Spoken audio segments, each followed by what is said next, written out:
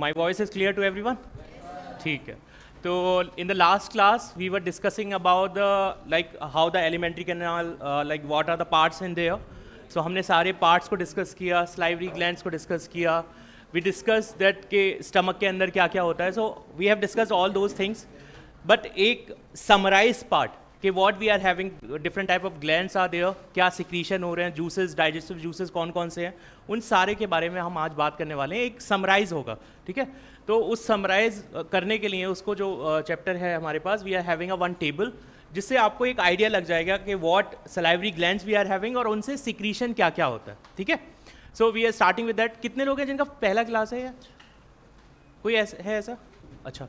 तो बच्चे आप लोगों को मैं बता दूं कि इससे पहले आपके पास ऑलरेडी प्लानर तो होगा, आपको पता है कि हमने क्या क्या कवर कर रखा है. एनिमल टिश्यूज़ कवर कर लिया हमने, और कॉकरोच का पार्ट स्ट्रक्चरल ऑर्गेनाइजेशन इन एनिमल्स हमने कवर किया था, और डाइजेशन और एब्जॉर्प्शन का फर्स्ट पार्ट हमने कवर किया जिसमें हमने एलिमेंट्री कैनाल का स्ट्रक्चर देखा था पूरा, कि उसके अंदर कौन कौन से सेगमेंट्स हैं और हर एक सेगमेंट से क्या क्या सिक्रीशंस होते हैं, और किस तरीके से जो आपकी जो एलिमेंट्री कैनाल है उसके सिक्रीशन मतलब बायोकेमिकल पार्ट और मैकेनिकल पार्ट से आप फूड को डाइजेस्ट कर सकते हो. That part we have covered, ठीक है. तो एक बार you can go through the lectures, recorded lectures. If it will not be clear then we can discuss it later, right. आप एक साथ बैठ सकते हैं, फिर हम उसको डिस्कस कर लेंगे फर्दर जो चीज़ें नहीं कवर हो पाई आपकी, ठीक है. So we are continuing with this part, digestive glands. तो सबसे पहले हमारे पास हमने डिस्कस किया था सलाइवरी ग्लैंड्स के बारे में, जो हम कर चुके हैं, but still it's a kind of like summary thing, right. तो सलाइवरी ग्लैंड्स हमारे पास कितने पेयर्स होते थे? 3 पेयर्स होते थे आपके पास सलाइवरी ग्लैंड्स के. उसमें सबसे पहले हमारे पास है पैरोटिड ग्लैंड. विच ग्लैंड?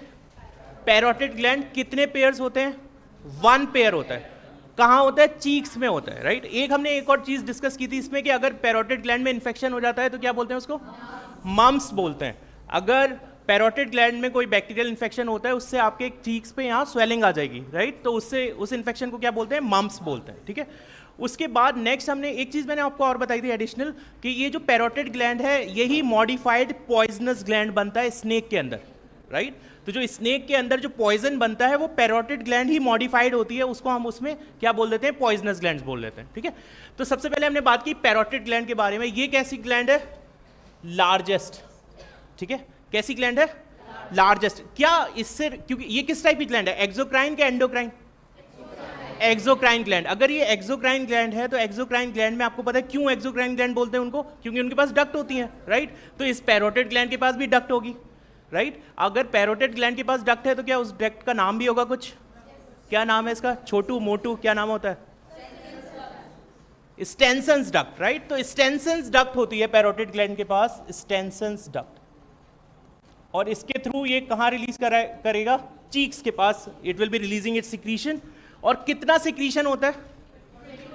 अप्रॉक्सीमेटली 20% सिक्रीशन करता है, ठीक है. पैरोटिड ग्लैंड से 20% सिक्रीशन होता है. चीक में हो गया. अच्छा, पीएच ओवरऑल अगर हम देखते हैं सलाइवरी ग्लैंड से जो सलाइवा होता है 6.8 होता है. तो it's a kind of whole summarise एक उन्होंने बोला है. इससे आपको सलाइवरी, आप देखते हो सलाइवरी जूस मिलेगा जो कहाँ रिलीज होगा? ओरल कैविटी के अंदर रिलीज होगा, ठीक है.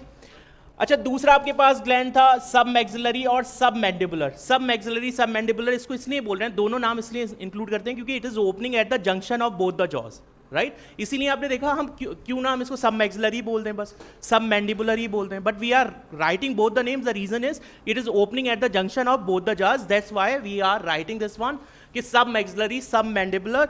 So this is the second pair of the salivary glands. Clear हो गया बच्चे? इसकी डक्ट का क्या नाम होता है? वॉटन्स डक्ट.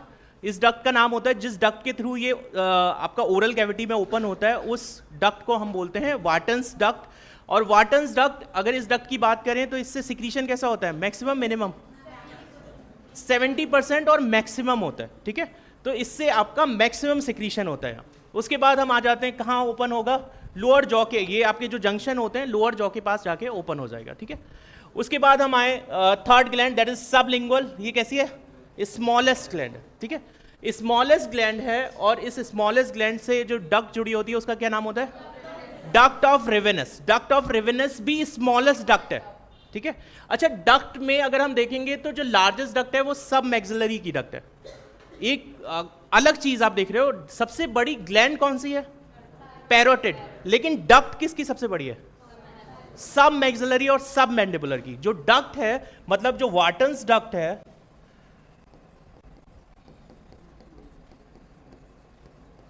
वो कैसी है?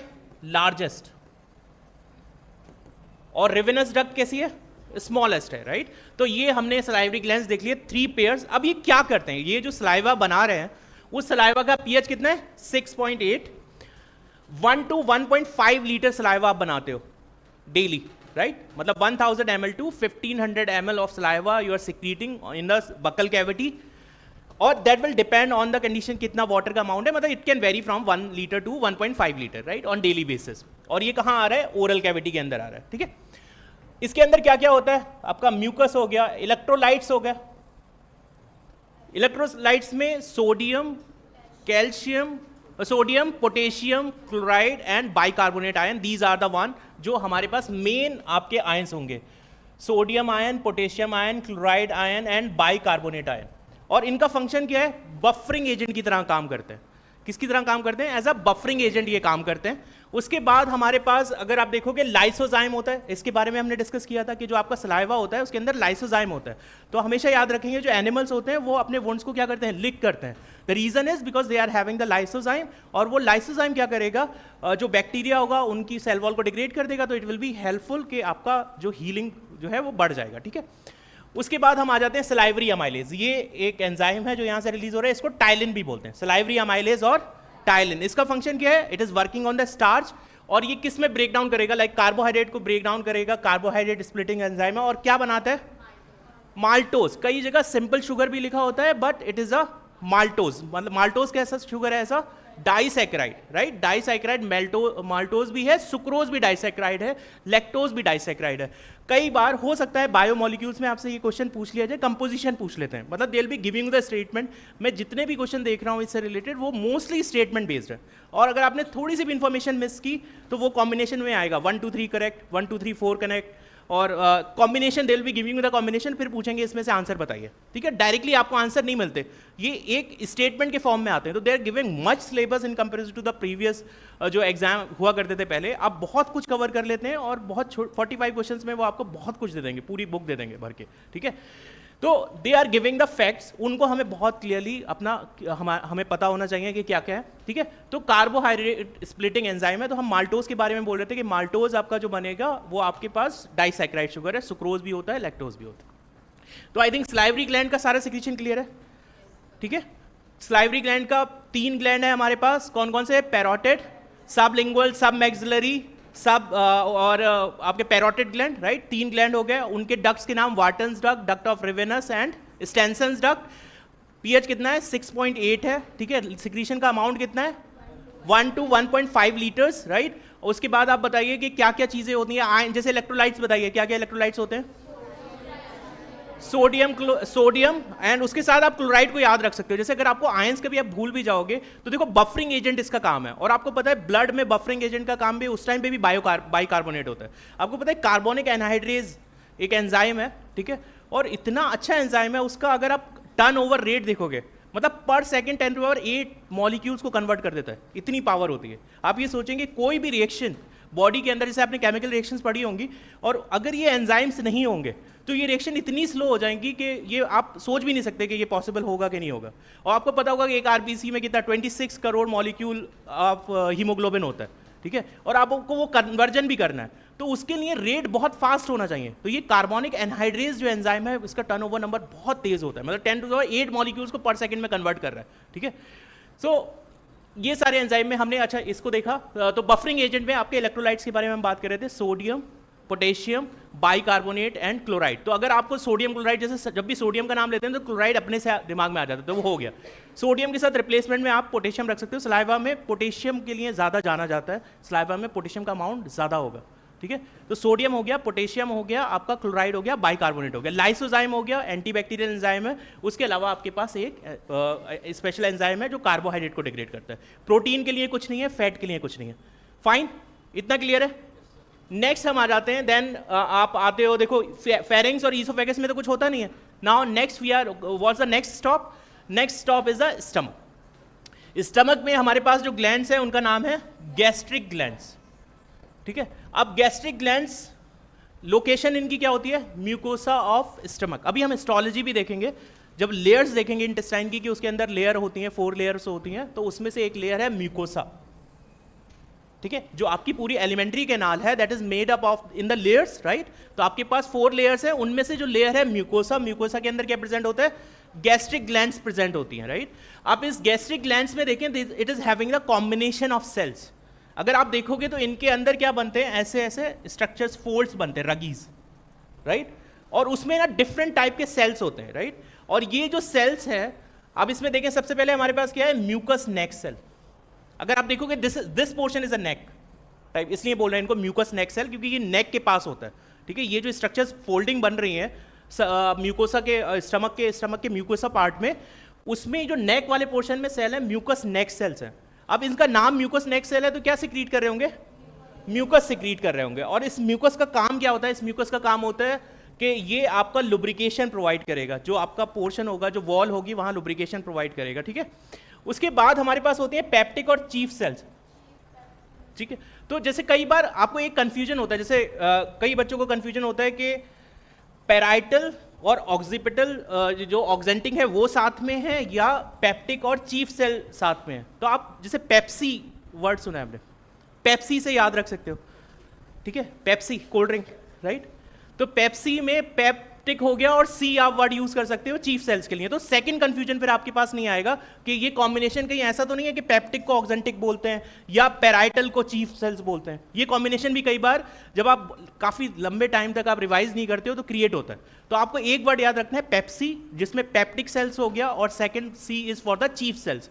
अब इनको चीफ सेल्स इसीलिए बोल रहे हैं क्योंकि इसके अंदर जो मेन डाइजेस्टिंग एंजाइम है that is a pepsin, it is being release by this cell, peptic cells, और यहां से एंजाइम रिलीज हो रहा है पेप्सिनोजन। पेप्सिनोजन इनएक्टिव फॉर्म है, ठीक है। इनएक्टिव फॉर्म का मतलब हो गया ये जब रिलीज होता है तब एक्टिव नहीं होता, जब तक आप इसको पीएच प्रोवाइड ना करो, राइट। तो पेप्सिनोजन रिलीज हो रहा है, साथ में इसके साथ क्या रिलीज होता है, प्रोरेनिन, और क्या रिलीज होता है, लाइपेज रिलीज होता है। तो आपके पास हो गया pepsinogen, prorennin and lipase, right.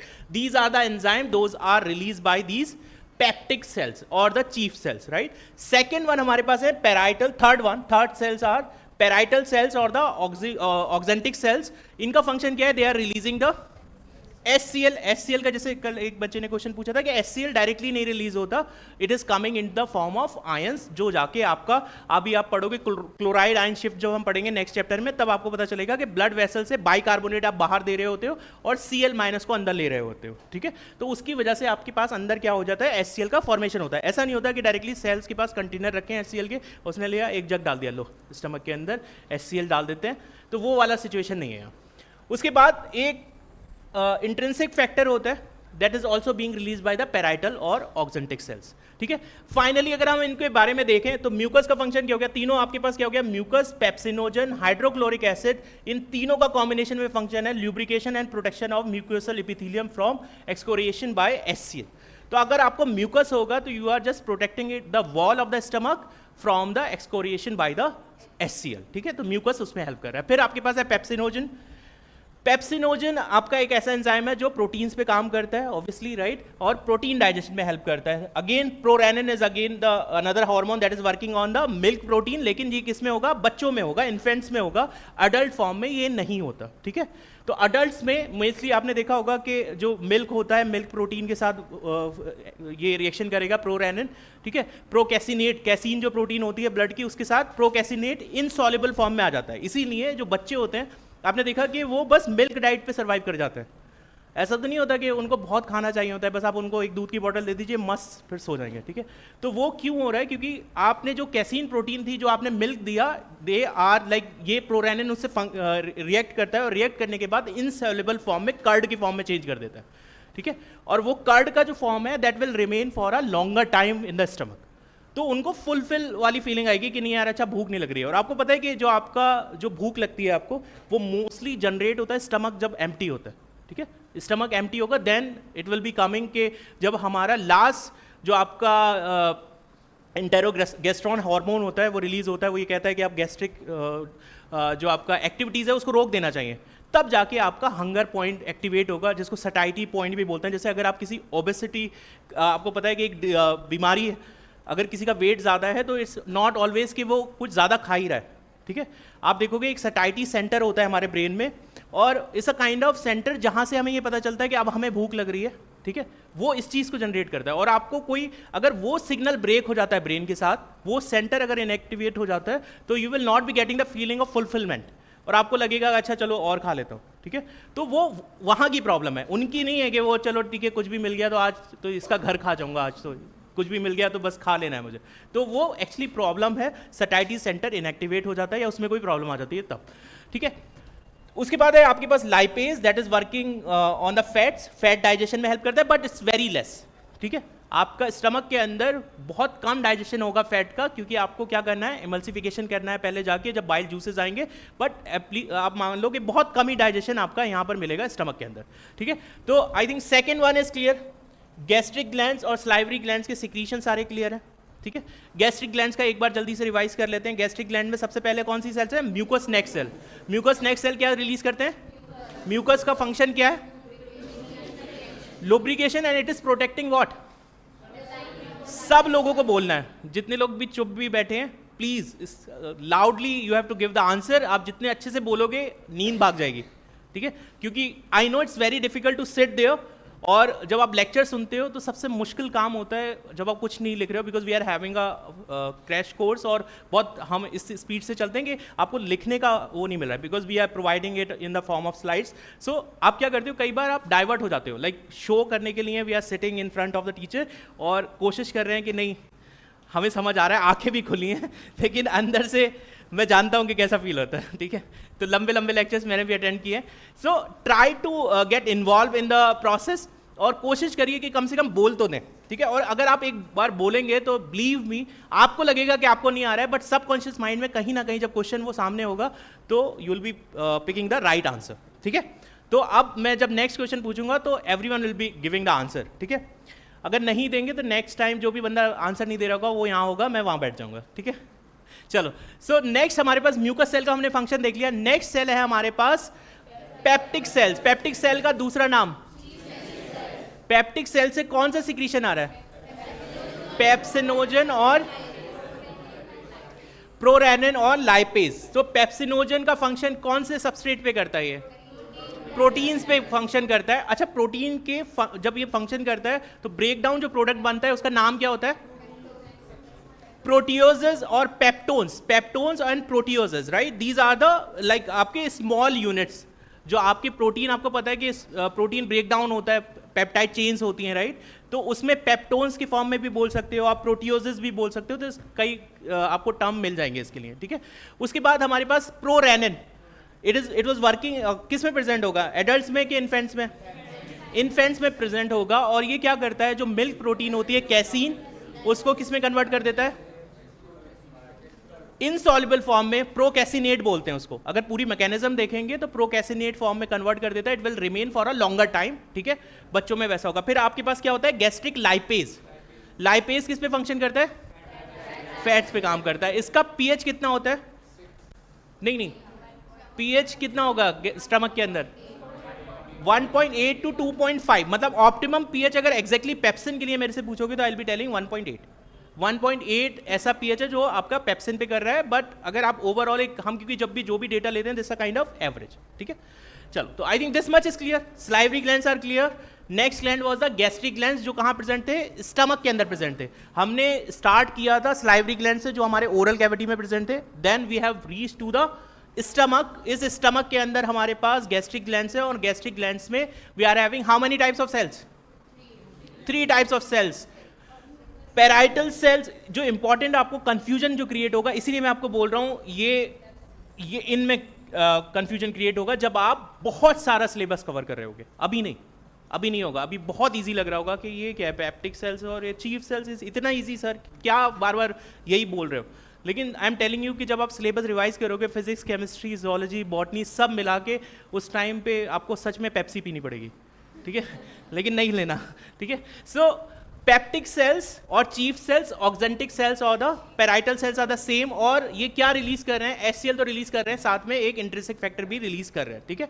So this is the function. ये किसमें हेल्प करता है intrinsic factor, absorption of vitamin B12 cobalamin, ठीक है। तो ये इंट्रिंसिक फैक्टर एब्जॉर्प्शन में हेल्प करता है, ठीक है। इतना क्लियर है सबको?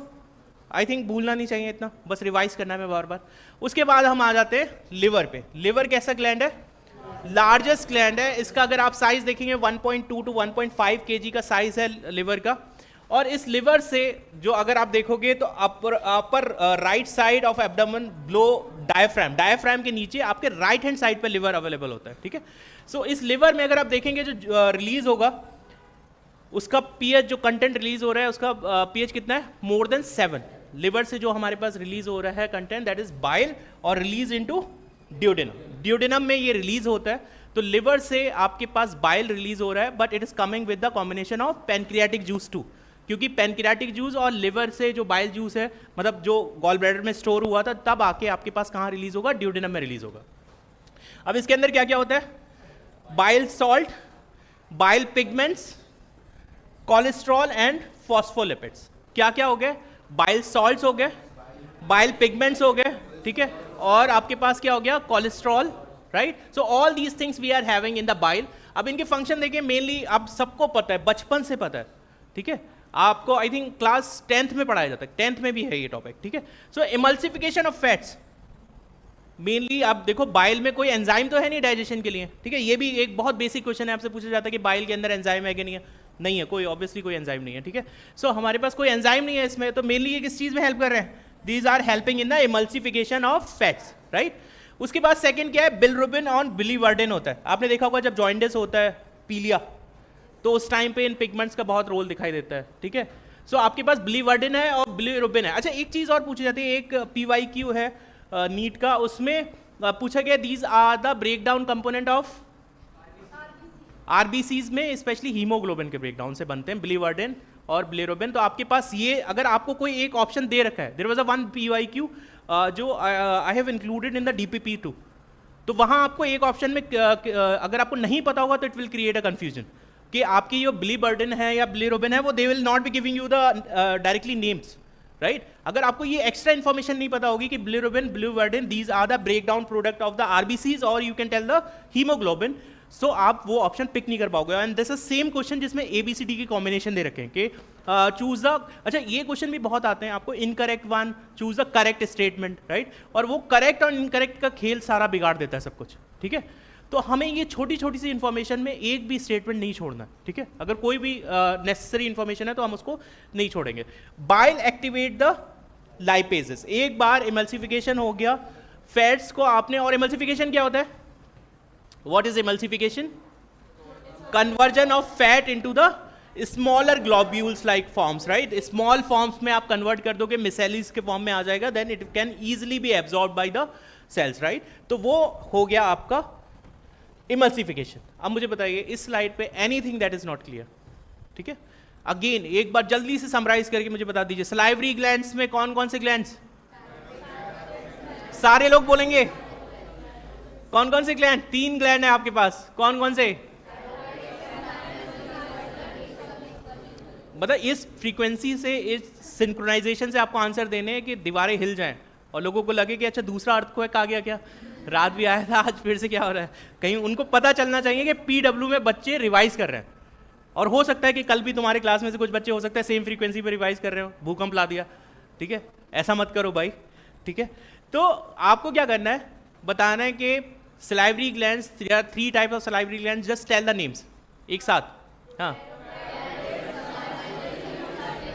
ठीक है, तीनों के डक्ट का नाम बताइए जल्दी से। Which one is secreting maximum amount of saliva? Okay, which one is having the largest duct? Largest duct. आपके पास submaxillary और submandibular. Which is having the smallest duct? Which is secreting less amount of the saliva? ठीक है, तो ये अच्छा, अब इसके बाद हम आ जाते हैं, ये हमने सलाइवा वाला देख लिया। उसके बाद हम आते हैं गैस्ट्रिक ग्लैंड्स में। गैस्ट्रिक ग्लैंड्स के तीनों सेल के नाम बता दीजिए जल्दी से। पैराइटल सेल्स का दूसरा नाम बताइए। ठीक है, पेप्टिक सेल्स का दूसरा नाम बताइए। Chief cells, right. अच्छा, इनको हो सकता है कई जगह जाइमोजन सेल भी लिखा हो, ठीक है। तो अगर जाइमोजन सेल्स लिखा है सो दैट्स ऑल्सो फाइन, ठीक है. Zymogen means it is secreting the enzyme जो इनएक्टिव है. जाइमोजन हम वर्ड यूज करते हैं जो इनएक्टिव फॉर्म्स में एंजाइम होते हैं उनके लिए हम वर्ड यूज करते हैं. तो I think this much is clear, ठीक है. उसके बाद आपके पास ये हो गया लिवर. लिवर में हम क्या मेनली क्या रिलीज कर रहे हैं, बाइल रिलीज कर रहे हैं जिसका फंक्शन है इमल्सिफिकेशन, राइट. इमल्सिफिकेशन में हेल्प करेगा. अच्छा एक चीज और पूछ लिया जाता है, ये जो HCl रिलीज हो रहा है इसका क्या क्या फंक्शन है. जो एक तो HCl का फंक्शन ये है कि ये ऑप्टिमम पीएच प्रोवाइड कर रहा है, ठीक है. दूसरा एक फंक्शन अगर आपसे सपोज जैसे ये क्वेश्चन आ गया कि उन्होंने क्वेश्चन ये बता दिया कि भाई HCl के फंक्शन है और उन्होंने 4 ऑप्शन दे दिए, which one of the following is not the function of the HCl in the stomach. पहला उन्होंने ऑप्शन दे दिया कि this is helping to create the pH for the pepsin or for the type of enzyme those are present in the stomach. That is correct, right? Second one they are writing it is providing the innate immunity. Is it correct or not? Innate immunity आपको पता होगा, innate immunity is the one जो by birth होती है हमारे पास, ऐसी immunity जो by birth है.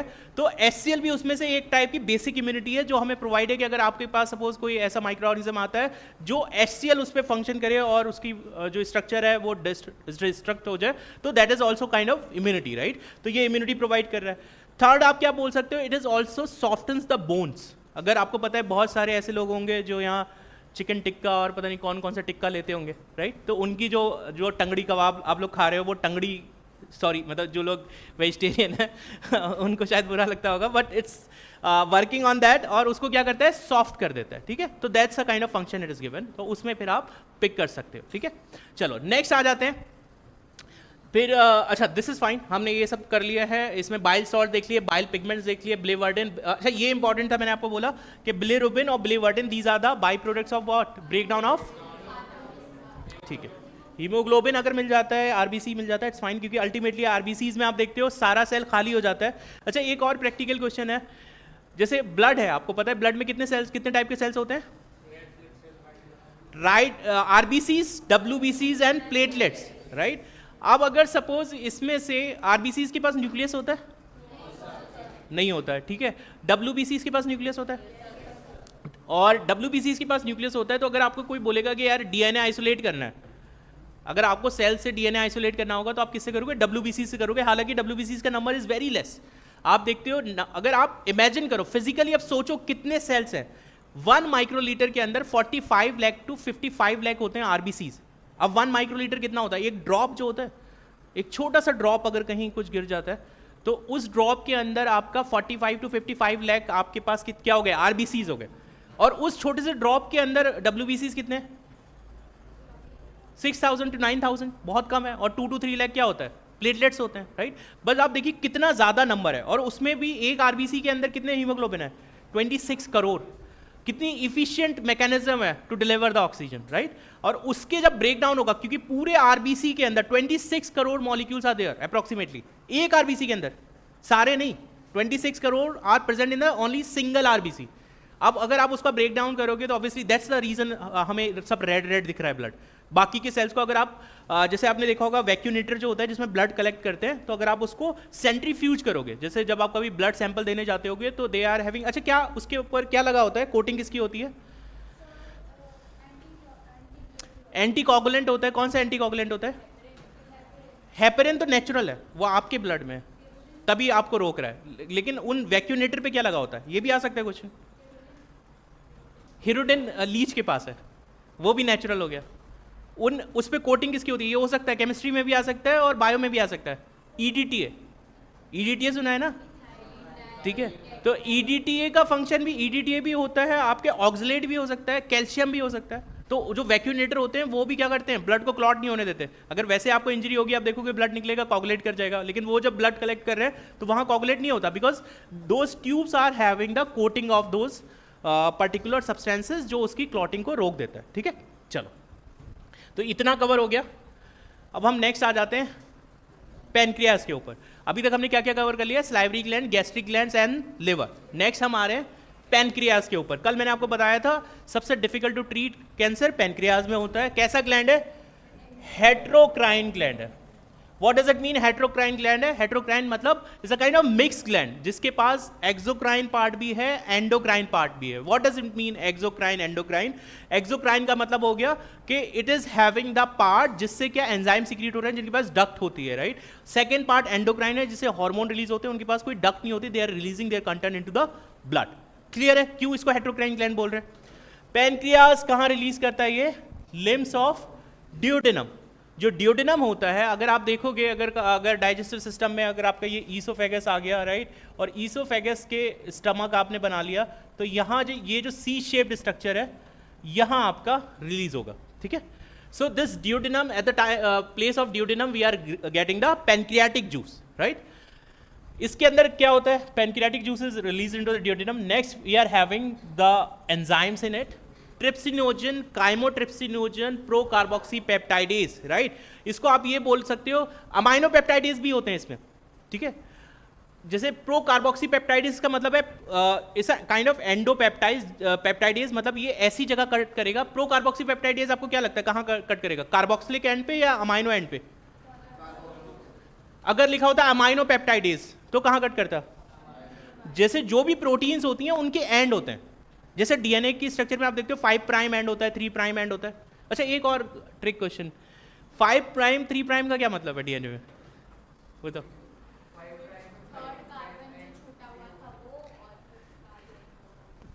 5 प्राइम और 3 प्राइम में प्राइम क्यों लगा है? ये तो चलो एक हो गया कि 5 प्राइम पे फॉस्फेट लगा है, 3 प्राइम फ्री रह जाएगा. मतलब अगर आप एक लैडर बनाओगे तो एक साइड 5 प्राइम बचेगा, एक साइड 3 प्राइम बचेगा. लेकिन हम नॉर्मल नंबर क्यों यूज नहीं कर सकते? मतलब 5 यूज कर लेते, प्राइम क्यों लगा रहे हैं उसके ऊपर?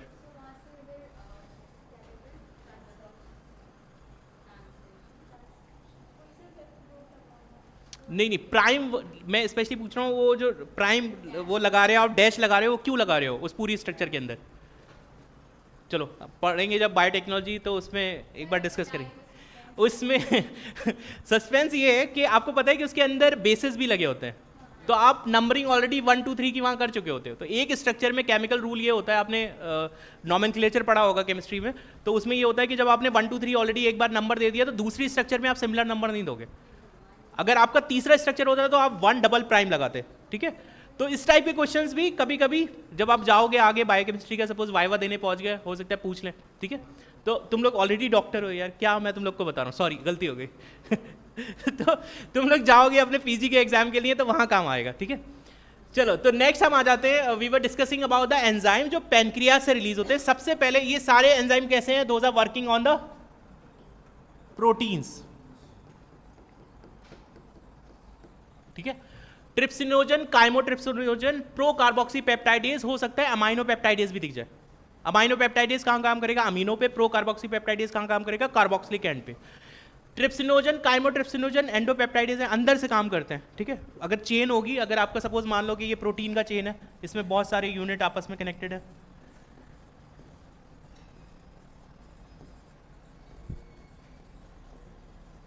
ठीक है. तो आपके ट्रिप्सिनोजन, काइमोट्रिप्सिनोजन कहाँ काम करेंगे? वो यहाँ बीच में, अगर इसको ब्रेक डाउन करना है तो यहाँ ब्रेक डाउन कर सकते हैं. ठीक है. कार्बोक्सीपेप्टाइडेज कहाँ काम करेगा? अगर एक सपोज ये एन टर्मिनल है, ये सी टर्मिनल है, ये कोई पूरी प्रोटीन है आपकी, उसमें से एक टर्मिनल एन है, एक सी है, तो अगर सपोज आपको एक एक करके ब्रेक करना है तो लास्ट वाले टर्मिनल एंड को कौन ब्रेक करेगा? अगर कार्बोक्सिल वाला होगा तो कार्बोक्सीपेप्टाइडेज कर देगा, अमाइनो वाला होगा तो अमाइनो पेप्टाइडेज कर देगा. अंदर से अगर कहीं ब्रेक करना है, ट्रिप्सिनोजन और काइमोट्रिप्सिनोजन कर देंगे. ठीक है. तो आप पूरी प्रोटीन को ब्रेक डाउन कर सकते हैं स्मॉलर पीसेज में, इजीली फिर एब्जॉर्ब कर पाएंगे. तो ये हो गया, प्रोटीन डाइजेशन में हेल्प करता है. उसके बाद इसके पास क्या होता है? अमाइलेज भी होता है. अमाइलेज मेनली आपको पता है किस पे काम करता है? कार्बोहाइड्रेट डाइजेशन में हेल्प करता है. ठीक है. उसके बाद लाइपेज, ऑलरेडी आपने गैस्ट्रिक में भी पढ़ा था, लाइपेज का फंक्शन किसमें? Fat digestion. फिर आपके पास है न्यूक्लियेजेस. न्यूक्लियेजेस में स्पेशली डीएनएज, आरएनएज. आप बोलोगे सर मैं तो डीएनए आरएनए खाता ही नहीं हूँ. ठीक है. जैसे मैंने लास्ट टाइम पूछा था कोई डीएनए खाता है, तो बहुत सारे हम तो नहीं खाते भैया डीएनए. राम राम राम राम, क्या क्या नाम ले दिया, डीएनए भी कोई खाता है? तो डीएनए जो है एक्चुअली जो भी आप सेल्स ले रहे हो उसमें डीएनए तो होगा, न्यूक्लिक एसिड का कंटेंट तो होगा, तो न्यूक्लिक एसिड को भी तो डाइजेस्ट करना होगा ना. सो डीएनएज है आपके पास, और क्या है? आरएनएज है. डीएनएज ऑब्वियसली जिसके नाम के आगे एज लगा दोगे वो कट ही करेगा. अपने दोस्तों के नाम के आगे लगा दो राहुल एज, भाई ये कट कर देगा आज तो फ्रेंडशिप खत्म। किसी के नाम के आगे एज लगा दो, इट मीन्स कि it is going to work as enzyme और उसको ब्रेक डाउन में हेल्प कर रहा है, ठीक है। सो डीएनएज, आरएनएज, प्रोटीएजेस, अगर प्रोटीएजेस कहीं लिखा है it means it is working on the protein. Lipase अगर आपका लिपिड्स पे काम कर रहा है इसलिए उसका नाम है लाइपेज, राइट। तो ये किसको ब्रेक डाउन कर रहा है? न्यूक्लिक एसिड को डाइजेशन कर रहा है। न्यूक्लिक एसिड के डाइजेशन से जो कंपोनेंट बनेगा उसका क्या नाम होगा? डीएनए की बेसिक यूनिट क्या होती है? जैसे प्रोटीन की अमाइनो एसिड होती है, डीएनए की बेसिक यूनिट क्या हो गई? न्यूक्लियोटाइड्स। न्यूक्लियोटाइड्स की बेसिक यूनिट क्या हो गई? किससे बना होता है? न्यूक्लियोसाइड्स प्लस फॉस्फेट, ठीक है। तो आपके अगर आप डीएनए की स्ट्रक्चर या न्यूक्लिक एसिड के बारे में बात करते हो, न्यूक्लियोटाइड अगर आप डीएनए को बोलोगे तो यू विल बी टेलिंग कि डीएनए इज अ पॉलीन्यूक्लियोटाइड। जैसे आप ट्रेन देखते हो ना, जैसे मेट्रो देख लो, उसके बहुत सारे डब्बे, तो हर एक डब्बे को आप कंसीडर कर सकते हो दैट इज अ न्यूक्लियोटाइड। और वो आपस में बीच में उनके बीच का जो ब्लैक कलर का पार्ट होता है जिसपे मेट्रो में बोला जाता है प्लीज यहाँ खड़े ना हो, और वहीं सबसे ज्यादा लोग खड़े होते हैं, that part is a phosphodiester bond. आपको पता है ना न्यूक्लियोटाइड के बीच में कौन सा बॉन्ड होता है? Phosphodiester bond, right. उसको डाइस्टर बॉन्ड क्यों बोलते हैं? अच्छा, पहला बॉन्ड कहां बना है? एस्टर तो एक ही होता है। उस फॉस्फोडाइस्टर बॉन्ड में एस्टर तो वो वाला एस्टर तो बस एक ही एस्टर है, पहला एस्टर शुगर के साथ बन चुका है, इसलिए उसको फॉस्फोडाइस्टर बोल रहे हैं। ऑलरेडी आपने देखा एक शुगर होती है ना, राइबोज शुगर, उसके अंदर उसमें एक ऑलरेडी फॉस्फेट जुड़ा होता है, वो वाला एस्टर बॉन्ड है पहला जो शुगर पे बन रहा है।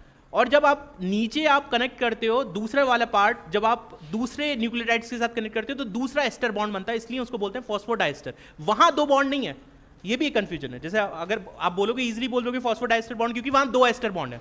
दो एस्टर बॉन्ड में से जो फॉस्फोडाइस्टर बॉन्ड है उसमें बस एक ही एस्टर बॉन्ड बन रहा है, पहला वाला ऑलरेडी शुगर के साथ बन चुका है, ठीक है। तो हम वापस आ जाते हैं, अमाइलेज पे बात कर लिया, लाइपेज पे कर लिया, न्यूक्लियस पे कर लिया, तो पैनक्रियाज इज डन, ठीक है। पैनक्रियाज के अंदर हमारे पास सिक्रीशन किस किस के लिए है? प्रोटीन के लिए है, कार्बोहाइड्रेट के लिए है, लिपिड्स के लिए है, न्यूक्लिक एसिड्स के लिए है।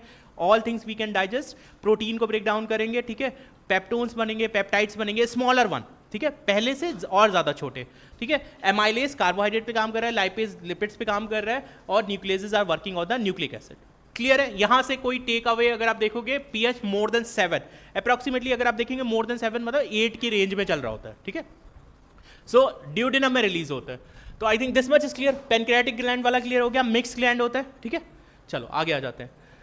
फिर आता है आपके पास इंटेस्टाइनल ग्लैंड्स। इंटेस्टाइनल ग्लैंड्स में जो हमारे पास सिक्रीशन, सबसे पहले हमारे पास है ब्रुनर्स ग्लैंड, बहुत इंपॉर्टेंट, बहुत अच्छा। इससे कोई एंजाइम रिलीज नहीं होता। सुनहरे अक्षरों में इसको लिख देते हैं, सुनहरे नहीं, ग्रीन ग्रीन में लिख देते हैं। ब्रुनर्स ग्लैंड से जब आपके पास एक कमरा भर के सिलेबस होगा उस टाइम आपको याद नहीं रहेगा कि ब्रुनर्स ग्लैंड क्या रिलीज करता है। ब्रुनर ग्लैंड्स आपके पास एंजाइम तो रिलीज नहीं करता, right. It is releasing the mucus that is helping to, like जो आपका स्टमक से आप एसिड उगल रहे हो, मतलब वो कहते हैं ना जब कोई दोस्त आपस में बात कर रहे थे, यार क्या जहर उगल रहा है भाई तू आपस में बात करते थे कि यार क्या, मतलब कैसी बात कर रहा है। ऐसे ही जब आप ये सोचो कि मतलब बेचारा डिओडेनम बैठा है इंतजार में कि आज कुछ खाने को आएगा यार, और सोचो उसका क्या हालत होगी कि सीधे उसने यूं देखा और एसिड गिर रहा है उसके ऊपर, तो भाई कुछ तो होना चाहिए ना उसको बचाने के लिए। तो we are having the Brunner's glands here. Brunner's glands का फंक्शन क्या होगा? सब म्यूकोसा ऑफ, अच्छा ये म्यूकोसा में नहीं है, सब म्यूकोसा ऑफ डिओडेनम में, इसका लोकेशन इज इंपॉर्टेंट। वो बस क्या लिखेंगे, you will be finding out कि सब कुछ मिल जाएगा आपको, म्यूकोसा की जगह सब म्यूकोसा लिखा होगा, या सब म्यूकोसा की जगह म्यूकोसा लिख देंगे।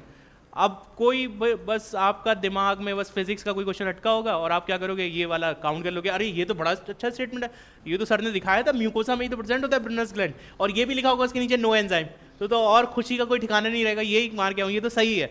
आपको कई बार तो क्वेश्चन में यही नहीं समझ आता था कि इसमें रॉन्ग क्या है, सभी सही लग रहा होता है। द रीजन इज कि we are missing the small small detail, right. तो उसमें से वो स्मॉल डिटेल क्या है, हालांकि ये तो बहुत बड़ी डिटेल है, स्मॉल भी नहीं है, म्यूकोसा नहीं, ये सब म्यूकोसा में प्रेजेंट होता है, ठीक है। So it is present in the sub mucosa, pH होता है 7.8, राइट। दूसरा है इसमें क्रिप्स ऑफ लिबरकुन। क्रिप्स ऑफ लिबरकुन अगर आप देखोगे ये जो स्ट्रक्चर्स बनते हैं इसमें, तो ये वाले जो पोर्शन है, these are the crypts. Crypts मतलब होते हैं गड्ढे, ठीक है।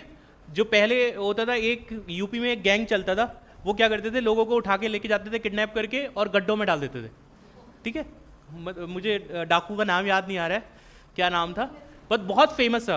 वो क्या करता था कि जाता था लोगों को किडनैप करके, मतलब लोग, पुलिस परेशान हो जाती थी ढूंढते ढूंढते, और उसमें डाल देता था कुछ टमाटर सब्जी। अब बेचारे वही गड्ढों में टमाटर सब्जी बस खाते खाते, और फिर जब उनको पैसे मिल जाते थे तो बता देते थे भाई देखो वो वाला गड्ढा है, सेक्टर इसमें जाके गड्ढा खोल देना और उसमें बंदा तुम्हारा मिल जाएगा, ठीक है। So those are the crypts. ऐसा पहले सजाएं भी दी जाती थी पुराने ज़माने में कि क्रिप्ट्स बनाए जाते थे, उसमें लोगों को डाल दिया जाता था। तो वो वाला स्ट्रक्चर है, that is coming from your crypts of Lieberkuhn. Crypts of Lieberkuhn, like these are the गड्ढा, ठीक है, जिसके अंदर आपका क्या हो रहा है, जिसको बोल रहे हैं crypts of Lieberkuhn. So mucosa of small intestine between the basis of villi. जो आपकी म्यूकोसा होती है, ये सारे विलाई हो गए, राइट। और इसमें भी आप देखोगे माइक्रो विलाई भी बनेंगे इनकी सेल्स के ऊपर, ठीक है। सो ये आपके विलाय हैं, और उसके बीच में ये जो गड्ढे आपको दिख रहे हैं, these are the crypts. Crypts का मतलब हो गया गड्ढा। अगर क्रिप्ट्स का मतलब आप याद रखोगे तो इट विल, कुछ डाउट है बच्चे? पक्का? क्या नाम है आपका? विशाल। तो ये विशाल नाव के छोटे छोटे ऐसे क्रिप्ट्स हैं, ठीक है। विशाल तो मतलब बहुत बड़े हो गए, but these are the small, ठीक है। So these are the small crypts. और इसके अंदर अगर हम देखेंगे, कहाँ आपका सॉरी यहाँ कहाँ था, इंटेस्टाइनल ग्लैंड, हाँ। तो ब्रुनर्स ग्लैंड्स के बारे में हमारा हो गया। क्रिप्ट्स ऑफ लिबरकुन पे बात कर रहे थे। Mucosa of small intestine between the basis of villi, ठीक है। उसके बाद इससे जो जूस रिलीज होता है उसको क्या बोलते हैं? Intestinal juice. और सकस एंटेरिकस। सकस एंटेरिकस का मतलब होता है कंप्लीट जूस, कि भाई मैं सेल्फ सफिशिएंट हूँ, मुझे किसी की ज़रूरत नहीं है। मतलब ये मैं नहीं बोल रहा हूँ, मुझे बहुत ज़रूरत है। दिस इज टेलिंग लाइक, ये जो इंटेस्टाइनल जूस है वो ये बोल रहा है कि भाई मेरे पास सब कुछ है, आप कुछ भी भेजो, खा लो, आज तुम्हें बर्गर पिज़्ज़ा कुछ भी खाना है, कुछ भी खा जाओ, मैं सब कुछ डाइजेस्ट कर दूंगा, ठीक है।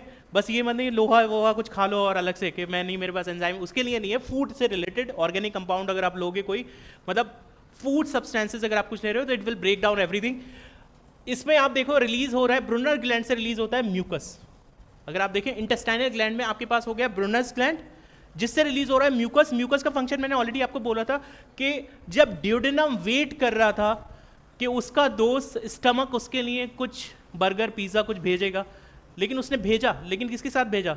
एसिड के साथ भेजा। तो उससे काउंटर करने के लिए, क्योंकि उसको उसकी फितरत पता है कि ये स्टमक है और इसके पास एसिड होता है, तो वो एसिड क्या कर सकता है? उसकी वॉल को डैमेज कर सकता है, बहुत सारी प्रॉब्लम क्रिएट कर सकता है। तो it is having the mucus जो lubricate and protect intestinal mucus from acid and provide alkaline medium for the enzymatic activities. तो ब्रुनर्स ग्लैंड्स का फंक्शन बहुत इंपॉर्टेंट हो जाता है। क्यों इंपॉर्टेंट हो जाता है? क्योंकि ये एक तो अपने दोस्त, इसका दोस्त जो स्टमक ने इसके साथ धोखा किया, उससे अपने आप को सेव करने के लिए, राइट, कि HCl आ गया तो चलो ठीक है, उसको बेसिक बना ले। और वो बेसिक क्यों इंपॉर्टेंट है? Because the enzyme required that pH. आपको पता है एंजाइम पर्टिकुलर पीएच पे ही काम करते हैं। जैसे हमारा होता है ना कि कभी बैठे हैं, पंखा हमारे साइड ही होना चाहिए, AC का टेम्परेचर 21.5 से 22 के बीच में होना चाहिए, क्योंकि 21 भी अच्छा नहीं है, 22 भी अच्छा नहीं है, ठीक है। तो मतलब होनी चाहिए, बहुत माइनर डिटेल, हम उस पर ही मैक्सिमम पढ़ेंगे, तभी हमारी फिजिक्स की प्रॉब्लम सॉल्व हो सकती हैं, ठीक है।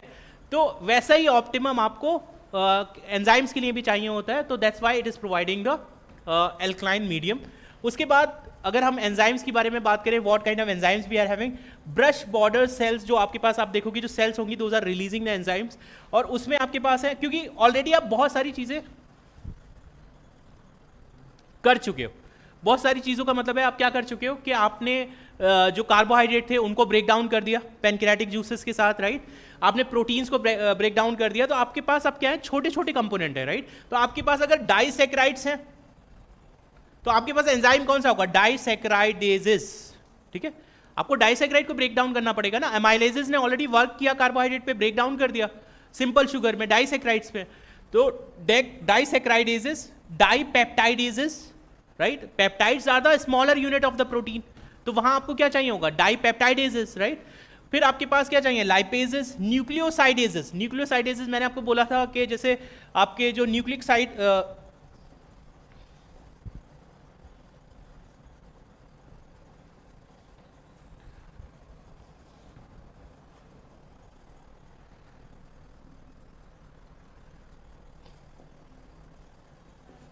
ये क्या हुआ? हम डीएनए की स्ट्रक्चर के बारे में बात कर रहे थे, तो डीएनए के क्या क्या कंपोनेंट थे, किससे मिलकर बना होता है बताइए? यस, आपके पास डीएनए है,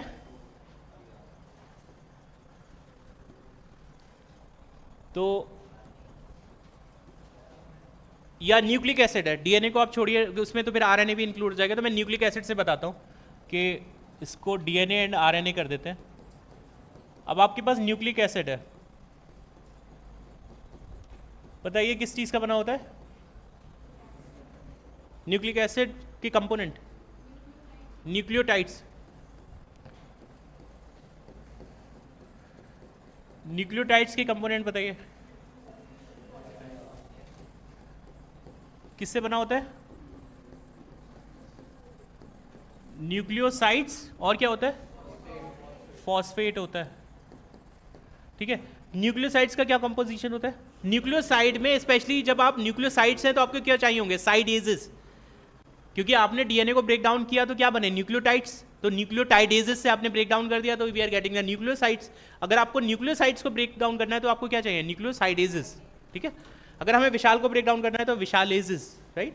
मतलब जिस चीज़ को भी आपको ब्रेक डाउन करना है यू नीड द एंजाइम। तो न्यूक्लियोसाइड्स को ब्रेक डाउन करना है तो न्यूक्लियोसाइडेजेस। अब इसको ब्रेक डाउन करेंगे तो क्या बनेगा? Sugar and nitrogenous base. Sugar का नाम बताइए। Ribose and deoxyribose. आपके पास शुगर पेंटोज है, पेंटोज का मतलब है 5 कार्बन की शुगर होती है। ठीक है, तो 5 कार्बन शुगर है और ये दो हो सकती हैं। एक है कौन सी? एक है राइबोज और दूसरी कौन सी है? Deoxyribose. Which one is more sensitive, DNA और RNA for the degradation? RNA. The reason is क्योंकि इसके पास एक एडिशनल हाइड्रोक्सिल ग्रुप है, उसकी वजह से अगर कभी भी आप आरएनए आइसोलेट करोगे लैब में जाके तो इट्स मोस्ट डिफिकल्ट। मतलब जितने भी साइंटिस्ट होते हैं, जैसे अगर आपको स्पेशली देखा होगा कोविड का वायरस कैसा था? DNA based, RNA based? RNA based. अगर आपको आरएनए आप निकालोगे इज मोस्ट डिफिकल्ट। जैसे ही निकाला जाता है, इवन कि आपके इन्वायरमेंट में आरएनए का अमाउंट बहुत ज़्यादा है, तो आरएनए अगर आप निकालोगे तो बहुत जल्दी डिग्रेड हो जाएगा। डीएनए ज़्यादा स्टेबल है। दैट्स द रीज़न जब इवोल्यूशन हुआ तो स्टार्टिंग में हमारे पास कौन सा जेनेटिक मटेरियल था?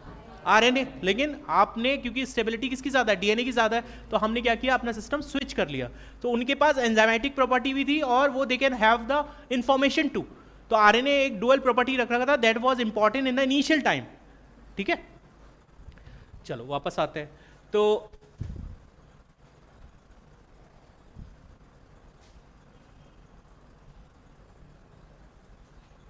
कहाँ गया? ठीक है, so we were discussing about, ये गैस्ट्रिक लेंस वाला हो गया ना? हमने क्या डिलीट कर दिया? पूरा स्लाइड डिलीट हो गया क्या?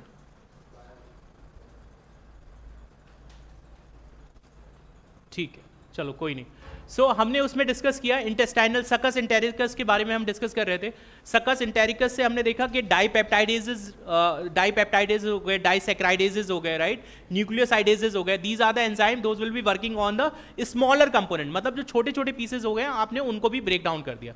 So those were the all the glands जो हमने कवर की। ठीक है, अब हम आ जाते हैं next, ducts associated with the liver and pancreas, right? अब इसमें लिवर और पेनक्रियाज में अगर आप स्पेशली आप देखो, एक इसको समझना भी थोड़ा सा इंपॉर्टेंट है। हमने लास्ट टाइम पे भी डिस्कस किया था, but we can discuss the openings, कहाँ कहाँ ओपन हो रहा है। तो you should have some rough idea about this. तो सबसे पहले आपके पास ये स्ट्रक्चर क्या है? गॉल ब्लैडर, मतलब शेल कंपनी।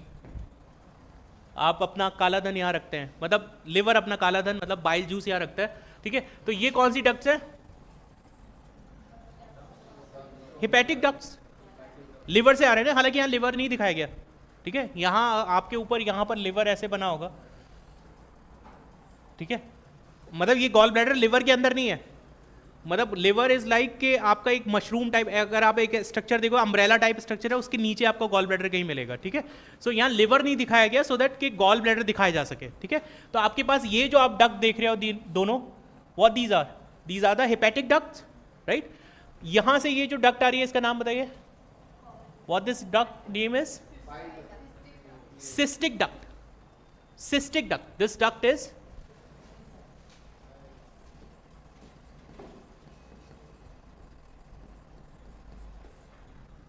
ये हो गई सिस्टिक डक्ट। इन दोनों ने आपस में ज्वाइन कर लिया।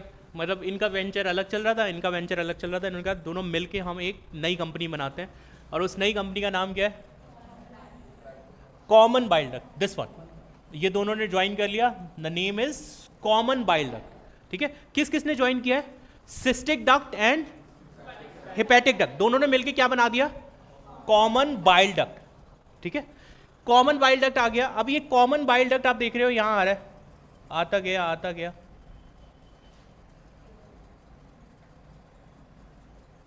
और यहां, अब ये पोर्शन समझ पा रहे हो जहां मैं लिख रहा हूं? मतलब ये कॉमन बाइल डक्ट कहां खुल रहा है? मतलब अभी ये ड्यूडेनम में नहीं खुला है, कहां खुला है? पैनक्रियाटिक डक्ट जहां आ रहा है। ठीक है, इसका जो स्फिंक्टर है, यहां एक स्फिंक्टर होता है, स्फिंक्टर ऑफ बॉयडन। जो बॉयडन को कितने लोग जानते हैं पर्सनली? मतलब जो बॉयडन को जानते हो? जानते ना कौन है? ठीक है, तो जो बॉयडन यहां बैठे हैं, मतलब ये स्फिंक्टर ऑफ बॉयडन है, जो क्या करता है, इसकी ओपनिंग को कंट्रोल करता है। यहाँ ये नहीं कि ऊपर से बाइल गिरता जा रहा है नीचे, ठीक है, और पैनक्रियाटिक जूस इधर से आ रहा है, तो क्या है? स्फिंक्टर ऑफ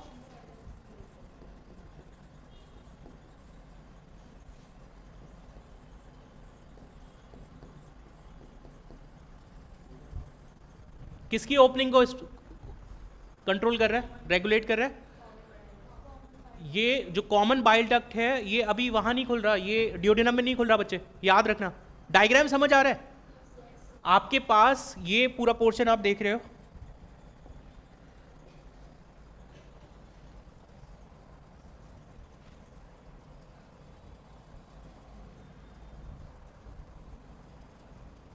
सी आपके पास ये जो डक्ट आ रहा है, कौन सा डक्ट है? कॉमन बाइल डक्ट है। ठीक है, इस कॉमन बाइल डक्ट में we are having this opening here. जो कॉमन बाइल डक्ट खुल रहा है पैनक्रियाटिक डक्ट के पास, जो ये जो है पैनक्रियाटिक डक्ट आ रही है, और इसमें पैनक्रियाटिक डक्ट के अंदर भी आप देखोगे ये बहुत सारे डक्ट हैं, सब ये देख रहे हो ना सारे। ठीक है, इसको बोलते हैं डक्ट ऑफ सार्टोनी। ठीक है, ये सारे मिलके डक्ट ऑफ विल्सन बनाते हैं। ठीक है, पैनक्रियाटिक डक्ट भी बोल सकते हैं, लेकिन अगर अजीब सा नाम अभी कभी आपको मिले सार्टोनी या विल्सन, तो आप बिल्कुल नया मत समझना उसको। ठीक है, वैसे तो आपका पैनक्रियाटिक डक्ट है, लेकिन कहीं कहीं हो सकता है, क्योंकि this is made up of the collection of all these ducts. जो आप पैनक्रियाटिक डक्ट बोल रहे हो, लेकिन उससे पहले कैसे हैं? बहुत छोटे छोटे डक्ट्स हैं, डक्ट ऑफ सार्टोनी बोलते हैं उसको, और वो जाके मिलके क्या बनाते हैं? डक्ट ऑफ विल्सन बनाते हैं। तो कई बार क्या होता है, जब स्टार्टिंग में ये सारी चीजें मेंशन की गई थी, तो it has been studied in the rabbit. तो रैबिट के अंदर अगर आप देखो तो डक्ट ऑफ विल्सन के नाम से जाना जाता है। तो कहीं अगर आपको ये डिटेल भी कहीं मिल जाए तो उसको भी याद रखेंगे। ठीक है, तो यहां आके ये दोनों ने ज्वाइन कर लिया, और ये दिस इज द पोर्शन, ये थोड़ा सा स्वेलन होगा ऐसे।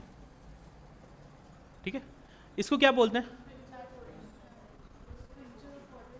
स्फिंक्टर ऑफ ओरे।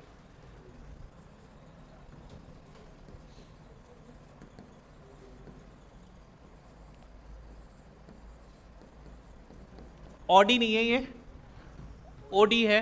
ठीक है, अगर इसको अच्छे से पढ़ेंगे तो ऑडी भी आ जाएगी। ठीक है, तो आप उसके भी दरवाजे खोलना फिर। अभी तो इसी को देखो, इसी के दरवाजे, अभी तो आप यही बोल सकते हो यार अभी तो किस्मत में बस स्फिंक्टर। ऑडी है हमारे पास भी, लेकिन ODDI वाला ऑडी है। ठीक है, so sphincter of Oddi is controlling और रेगुलेटिंग द अमाउंट ऑफ क्या क्या रिलीज हो रहा है यहाँ से? पैनक्रियाटिक जूस और बाइल जूस यहाँ से मिक्स होके कहाँ रुक रहा है? यहाँ खुल रहा है। ठीक है, ड्यूडेनम के अंदर। ठीक है, इसको बोलते हैं this swollen part is called as ampulla of Vater. Water मतलब W वाला वाटर नहीं, VATER वाला। UV में जो V है, VATER, इसको एम्पुला ऑफ वाटर अगर आपको कहीं मिलता है,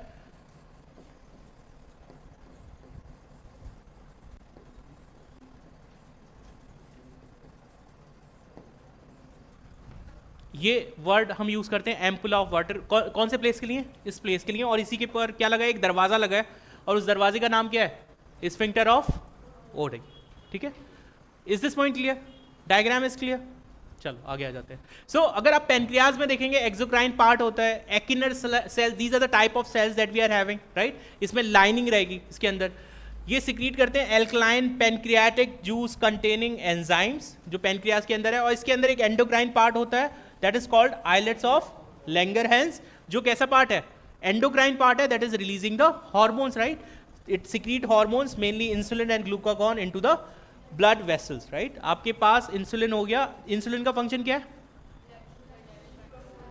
ब्लड शुगर लेवल को कम करना या रेगुलेट करना, रेगुलेट करना। कम करना मतलब क्या होता है, जैसे काफी सारे लोगों को ये भी, जैसे फर्स्ट गो में अगर आप पूछोगे किसी से तो बोलेगा कि यार ब्लड शुगर लेवल को कम कर देता है या उस ब्लड शुगर लेवल को बढ़ा देता है, ऐसा नहीं है, रेगुलेट करना है। आपका जो ऑप्टिमम है दैट इज 80 to 120, ठीक है। तो अगर आप 80 to 120 रखना है तो कभी भी अगर अमाउंट 120 से प्लस जा रहा है तो एट द टाइम इंसुलिन क्या करेगा, it will be bringing down to the 120 की, चलो ठीक है कंट्रोल लिमिट पे लेके आ जाए। लेकिन इसका मतलब ये नहीं है कि कम करता है तो आप इंसुलिन सिक्रीट करे जा रहे हो, 60 पे पहुंचा दिया उसको, गरीब को बेहोश हो गया वो थोड़ी देर में, तो ऐसा नहीं करना है। इंसुलिन का फंक्शन है रेगुलेट करना, 120 तक लेके आएगा, उसके बाद अगर उससे कम हो जाएगा then will be having the glucagon, वो क्या करेगा, उसको बढ़ा देगा, ठीक, फिर से आपके पास अमाउंट आ जाएगा उसका सेम। चलो अब आ जाते हैं histology of the alimentary canal. Histology में अगर आपके पास एलिमेंट्री कैनाल है, जैसे कि ये, ठीक है, ये एक एलिमेंट्री कैनाल है, मैं पानी ले लेता हूँ फिर उसके बाद एलिमेंट्री कैनाल का एग्जाम्पल बताता हूँ आप लोग को।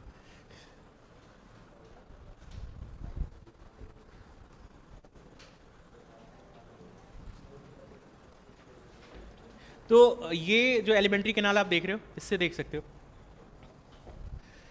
इसकी जो वॉल है ये तो अंदर से हॉलो है, मतलब ऐसा काइंड ऑफ थिंग कि अगर आप एक बॉटल देखते हो जो स्प्रे वाली लड़के अपने बालों पे मारते हैं सुबह सुबह कि जिससे बाल उनके थोड़े से अच्छे रहें, ठीक है, हर घर में होता है कुछ ना कुछ ऐसा, ठीक है। और मतलब आपने थोड़ा सा स्प्रे करने के लिए जो बॉटल यूज़ करते हो उसमें एक पतली सी ट्यूब पड़ी होती है, ठीक है, स्प्रे करने के लिए, या काफ़ी सारी चीज़ें, कॉलिन वाला जो बॉटल देखा होगा ना, कॉलिन जिससे आप साफ़ करते हो मिरर वगैरह वैसा, उसके अंदर एक ट्यूब पड़ी रहती है जिससे आप स्प्रे बना सको।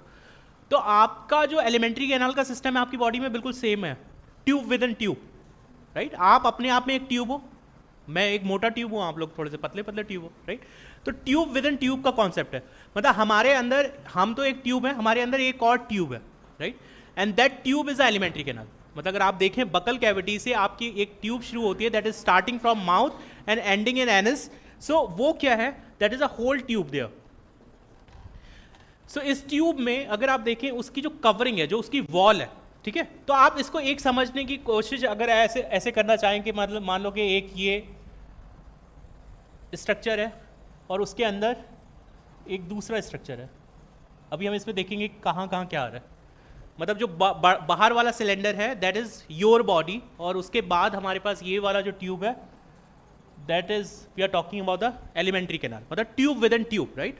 अब अगर उसमें हम लेयर्स की बात करें, ठीक है, सो सबसे जो आउटर लेयर है दैट इज सिरोसा। अब देखो अगर आप इसको थोड़ा सा डिटेल में अगर अच्छे से समझ लोगे ना, तो अगर आपके ऊपर कोई एप्लीकेशन बेस्ड क्वेश्चन बनाया जाता है तो you will be able to get the idea about this कि कैसे हम आंसर कर सकते हैं। तो आप मुझे बताइए सिरोसा किसको फेस कर रहा होगा, सिरोसा किधर साइड होगा, आउटर साइड में होगा, मतलब दिस पार्ट इज सिरोसा। अगर आप देखें जो बाहर वाला पोर्शन है दैट इज सिरोसा, राइट, सबसे आउटर।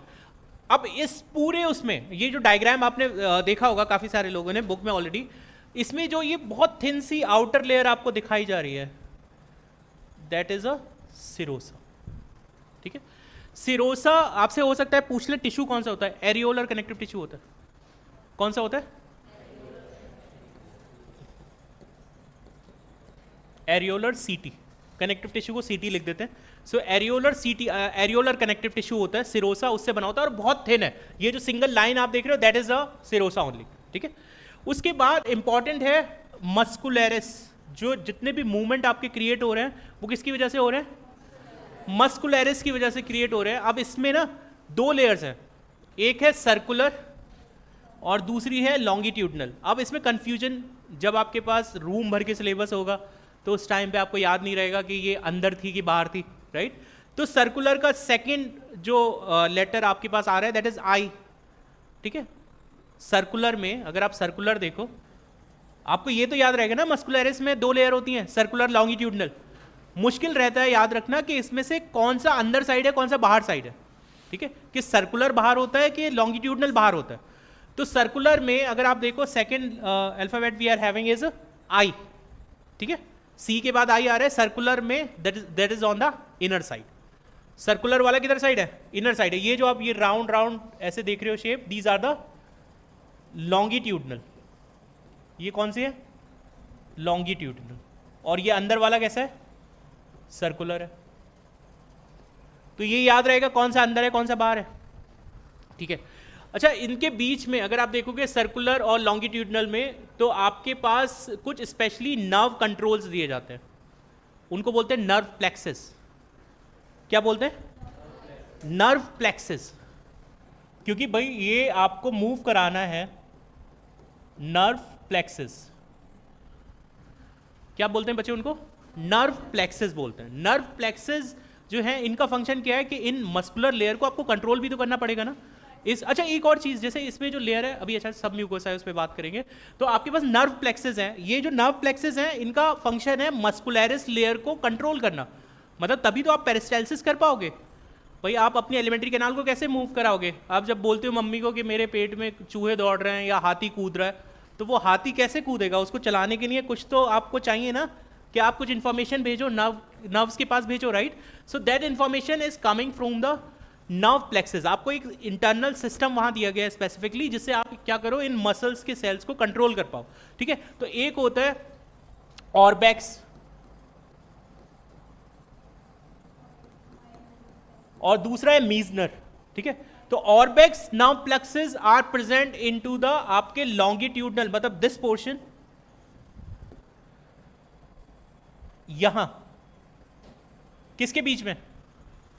लॉन्गिट्यूडनल और सर्कुलर के बीच में।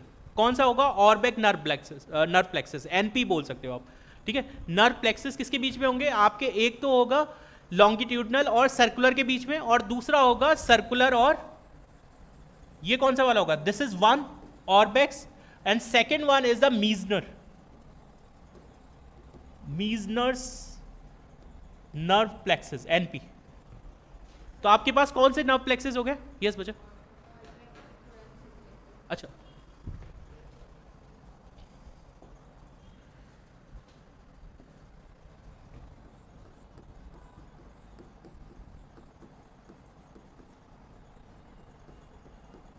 ऑर्बेक्स सी होगा बच्चे, के नहीं होगा उसमें। एक बार स्पेलिंग एक बार चेक कर लेना आप फिर से। ऑर्बेक्स नर्व प्लेक्सिस, और इसमें ऑर्बेक नर्व प्लेक्सिस का फंक्शन क्या है? It is controlling the movement of longitudinal और सर्कुलर के बीच का कोऑर्डिनेशन देखेगा, और दूसरा सर्कुलर और इंटरनल के बीच का, लाइक सब म्यूकोसा के बीच का कोऑर्डिनेशन देखेगा। These are the nerve plexus, those are helping in the movement of muscular layer. Is it clear?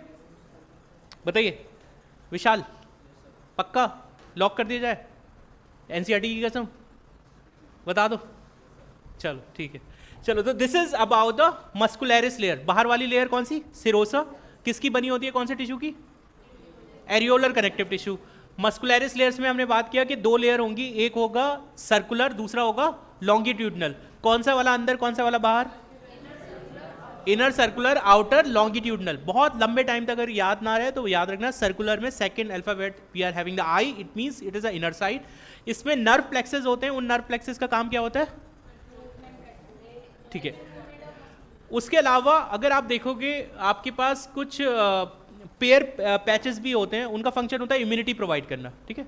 Pair patches का मतलब है कि they are providing the immunity, क्योंकि इंटेस्टाइनल इम्यूनिटी भी तो आपको चाहिए, राइट? तो वो भी होगा इसमें। उसके बाद हम आ जाते हैं सब mucosa.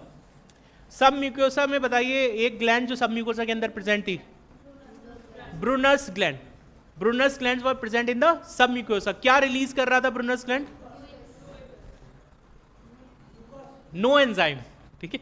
No enzyme mucus release कर रहा था। कोई एंजाइम रिलीज नहीं करता, एक म्यूकस रिलीज करता है जिसका फंक्शन है स्पेशली जो एसिड है उसको डीएक्टिवेट कर देना, ठीक है। चलो, तो सब म्यूकोसा हो गया। उसके बाद we are having the inner layer mucosa. This is the one, जब जैसे ये हमने बनाया तो इसकी सबसे इनर मोस्ट जो फूड है वो किससे एक्सपोज होगा? म्यूकोसा से एक्सपोज होगा, राइट? तो अगर आप ये पूरी लेयर को देखो, अगर सपोज आप किसी को कट कर दोगे बीच से, ठीक है, सपोज अगर आपने मुझे कट कर दिया और फिर ऐसे करके दिखाया गया उठा के, मतलब ऊपर वाला ना करे मुझे ऐसे कभी कट किया जाए, बट स्टिल अगर आपको कट करके ऐसे किसी को दिखाया जाए तो that kind of thing is there कि ये बॉटल है, सपोज कर लो ये मैं हूँ, अगर आपको इसको यहाँ से कट कर दे और फिर ऐसे दिखाया जाए, so that diagram is here, और उसमें आप सबसे बीच वाली जो ट्यूब है आप उसको स्टडी कर रहे हो, हिस्टोलॉजी को, ठीक है। उसमें आपने देखा कि it is having the 4 layers, outer most is serosa. अच्छा, सब म्यूकोसा इज द वन जिसमें आपकी ब्लड सप्लाई होगी, ठीक है, ब्लड वेसल्स होंगी, लिम्फेटिक वेसल्स होंगी, और आपके पास नर्व सप्लाई भी होगी, ठीक है। किसके अंदर होता है? सब म्यूकोसा के अंदर। अगर आपसे पूछा जाए कि कौन सी लेयर में है, इसमें से कौन सी लेयर के को आपको वेस्कुलर बनाना है, किसको ज़्यादा ब्लड देना है, किसके पास ज़्यादा सप्लाई देनी है, दैट इज़ अ सब म्यूकोसा, ठीक है। उसके बाद आपके बीच में ये पोर्शन है जिसमें आपका सारा, ये आपके बर्गर रखे हैं, यहाँ पिज़्ज़ा वीज़ा भी रखा है, ठीक है, मतलब इस फॉर्म में नहीं होगा लेकिन छोटा छोटा, ठीक है। तो I think this is clear. देख लेते हैं क्या डिटेल दे रखा है। अच्छा, सिरोसा आउटर मोस्ट लेयर होता है, ओ वाह क्या बड़ी बात बता दी, हमें तो पता ही नहीं था। जैसे made up of the thin mesothelium visceral epithelium of visceral organs with some connective tissues. Viscera मतलब we are talking about the that cavity, ये जो आपका बन रहा है ना, आपने वर्ड सुने होंगे पेरिटोनियम, विसरल ऑर्गन, तो ये विसरल, ये विसरा है, ये जो बीच का पोर्शन है ना हमारे सारे ऑर्गन्स का प्रेजेंट है। ये ट्यूब हो गई, आपने आपका अगर सपोज इस बॉटल के अंदर मैं इस पेन को डाल दूं तो this is alimentary canal, right, और इसके बीच का जो सराउंडिंग का स्पेस है, दिस सराउंडिंग स्पेस, यही तो हमारे सारे विसरल ऑर्गन्स होते हैं, राइट। तो हमें कई बार इसमें भी कंफ्यूजन होता है, विसरा क्या है, पेरिटोनियम क्या है। So that is a covering. जब आपको कभी जैसे आप जब ऑपरेट करोगे या पिछले जन्म में जब आपने ऑपरेट किया होगा तो उसमें देखा होगा कि काफ़ी सारे ऑर्गन्स क्या रहते हैं, कवर रहते हैं कवरिंग में, तो आप क्या करते हो, पेरिटोनियम कट करते हो, ठीक है, क्योंकि आप अलग अलग उसको सेव करके रखते हो, उनकी अलग अलग कवरिंग होती है अपनी। तो सिरोसा हो गया आउटर मोस्ट लेयर। उसके बाद है मस्कुलरिस, सर्कुलर होते हैं, लॉन्गिट्यूडनल होते हैं।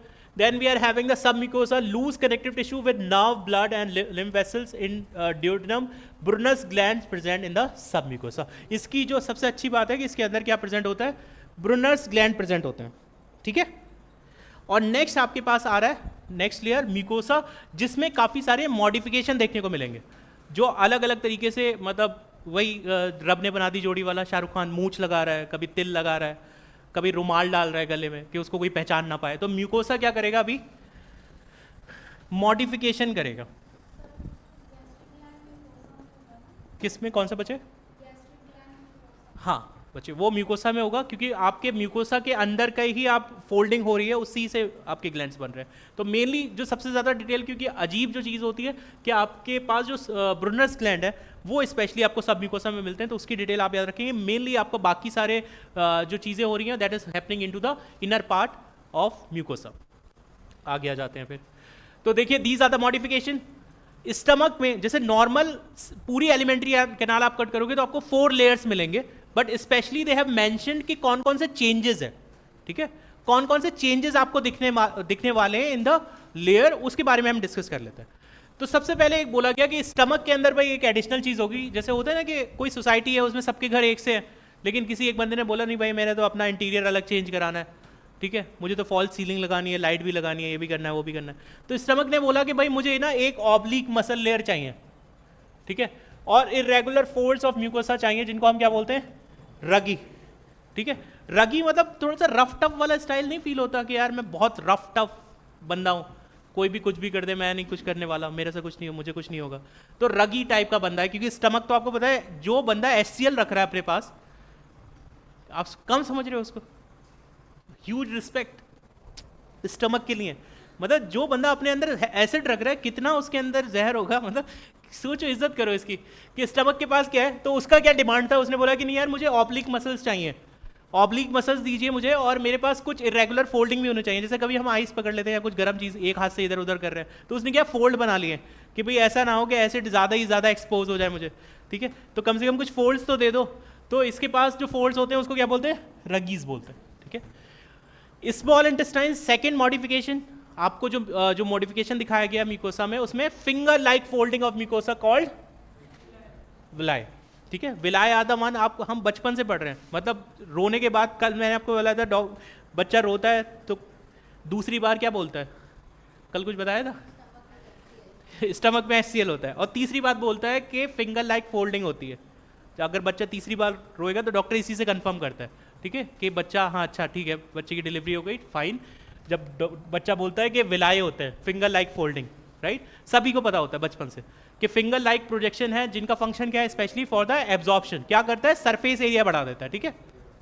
तो cells lining villi produce microscopic projection, मतलब ये अपने आप में तो एक सेल है, ठीक है, ये एक बन गया, और उसके बाद आपने इनके ऊपर जो सेल्स हैं अगर आप उनको देखोगे तो उनके वो वाले सेल जो है वो भी विलाई बना रहे हैं छोटे छोटे, तो उनको क्या बोल रहे हैं, माइक्रो विलाई बोल रहे हैं, ठीक है। So cells lining villi produce microscopic projection, इनको बोलते हैं micro villi, that is giving brush border appearance. जो ब्रश के बॉर्डर का अपीयरेंस होता है, मतलब बहुत छोटी छोटी और भी विलाइज बने होंगे, मतलब एक तो विलाई तो बन ही रहे हैं ये, और इनके ऊपर जो सेल्स हैं वो भी क्या कर रहे हैं, छोटे छोटे ऐसे स्ट्रक्चर बना रहे हैं, तो ये सरफेस एरिया और ज़्यादा बढ़ा देते हैं, ठीक है। अब इसके बाद एक इंपॉर्टेंट स्ट्रक्चर हमें देखना है यहाँ, दैट इज लैक्टियल। ये जो विलाय होते हैं उनके बीच एक लिम्फेटिक वेसल होती है, ये येलो कलर का आप जो देख रहे हो, that is what, lacteal and lymphatic vessel है। इसका फंक्शन क्या है, for the absorption of fat, तो ये क्या करता है, फैट के एब्जॉर्प्शन में हेल्प करता है। These are the crypts of Lieberkuhn. ये डायग्राम कभी कभी इमेजिन करना थोड़ा सा मुश्किल हो जाता है कि क्या दे रखा है, मतलब हमें तो समझ नहीं आ रहा कि ये क्या स्ट्रक्चर है।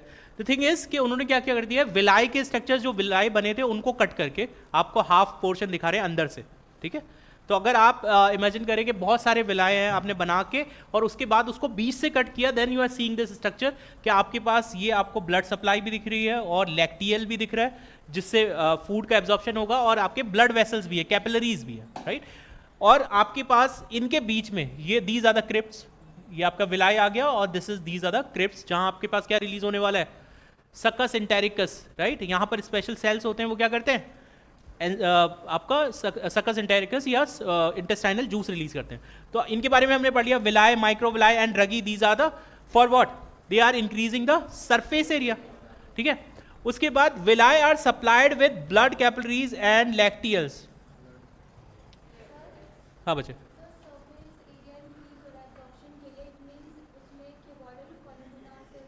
कॉलमिनार सेल्स होंगे स्पेशली, ठीक है, मोर एब्जॉर्प्शन के लिए। अगर आपने, क्योंकि मेनली आपको कैसे चाहिए एब्जॉर्प्शन, अगर आपको करना है तो आपको टॉल एंड हैंडसम हमने डिस्कस किया था, ठीक है।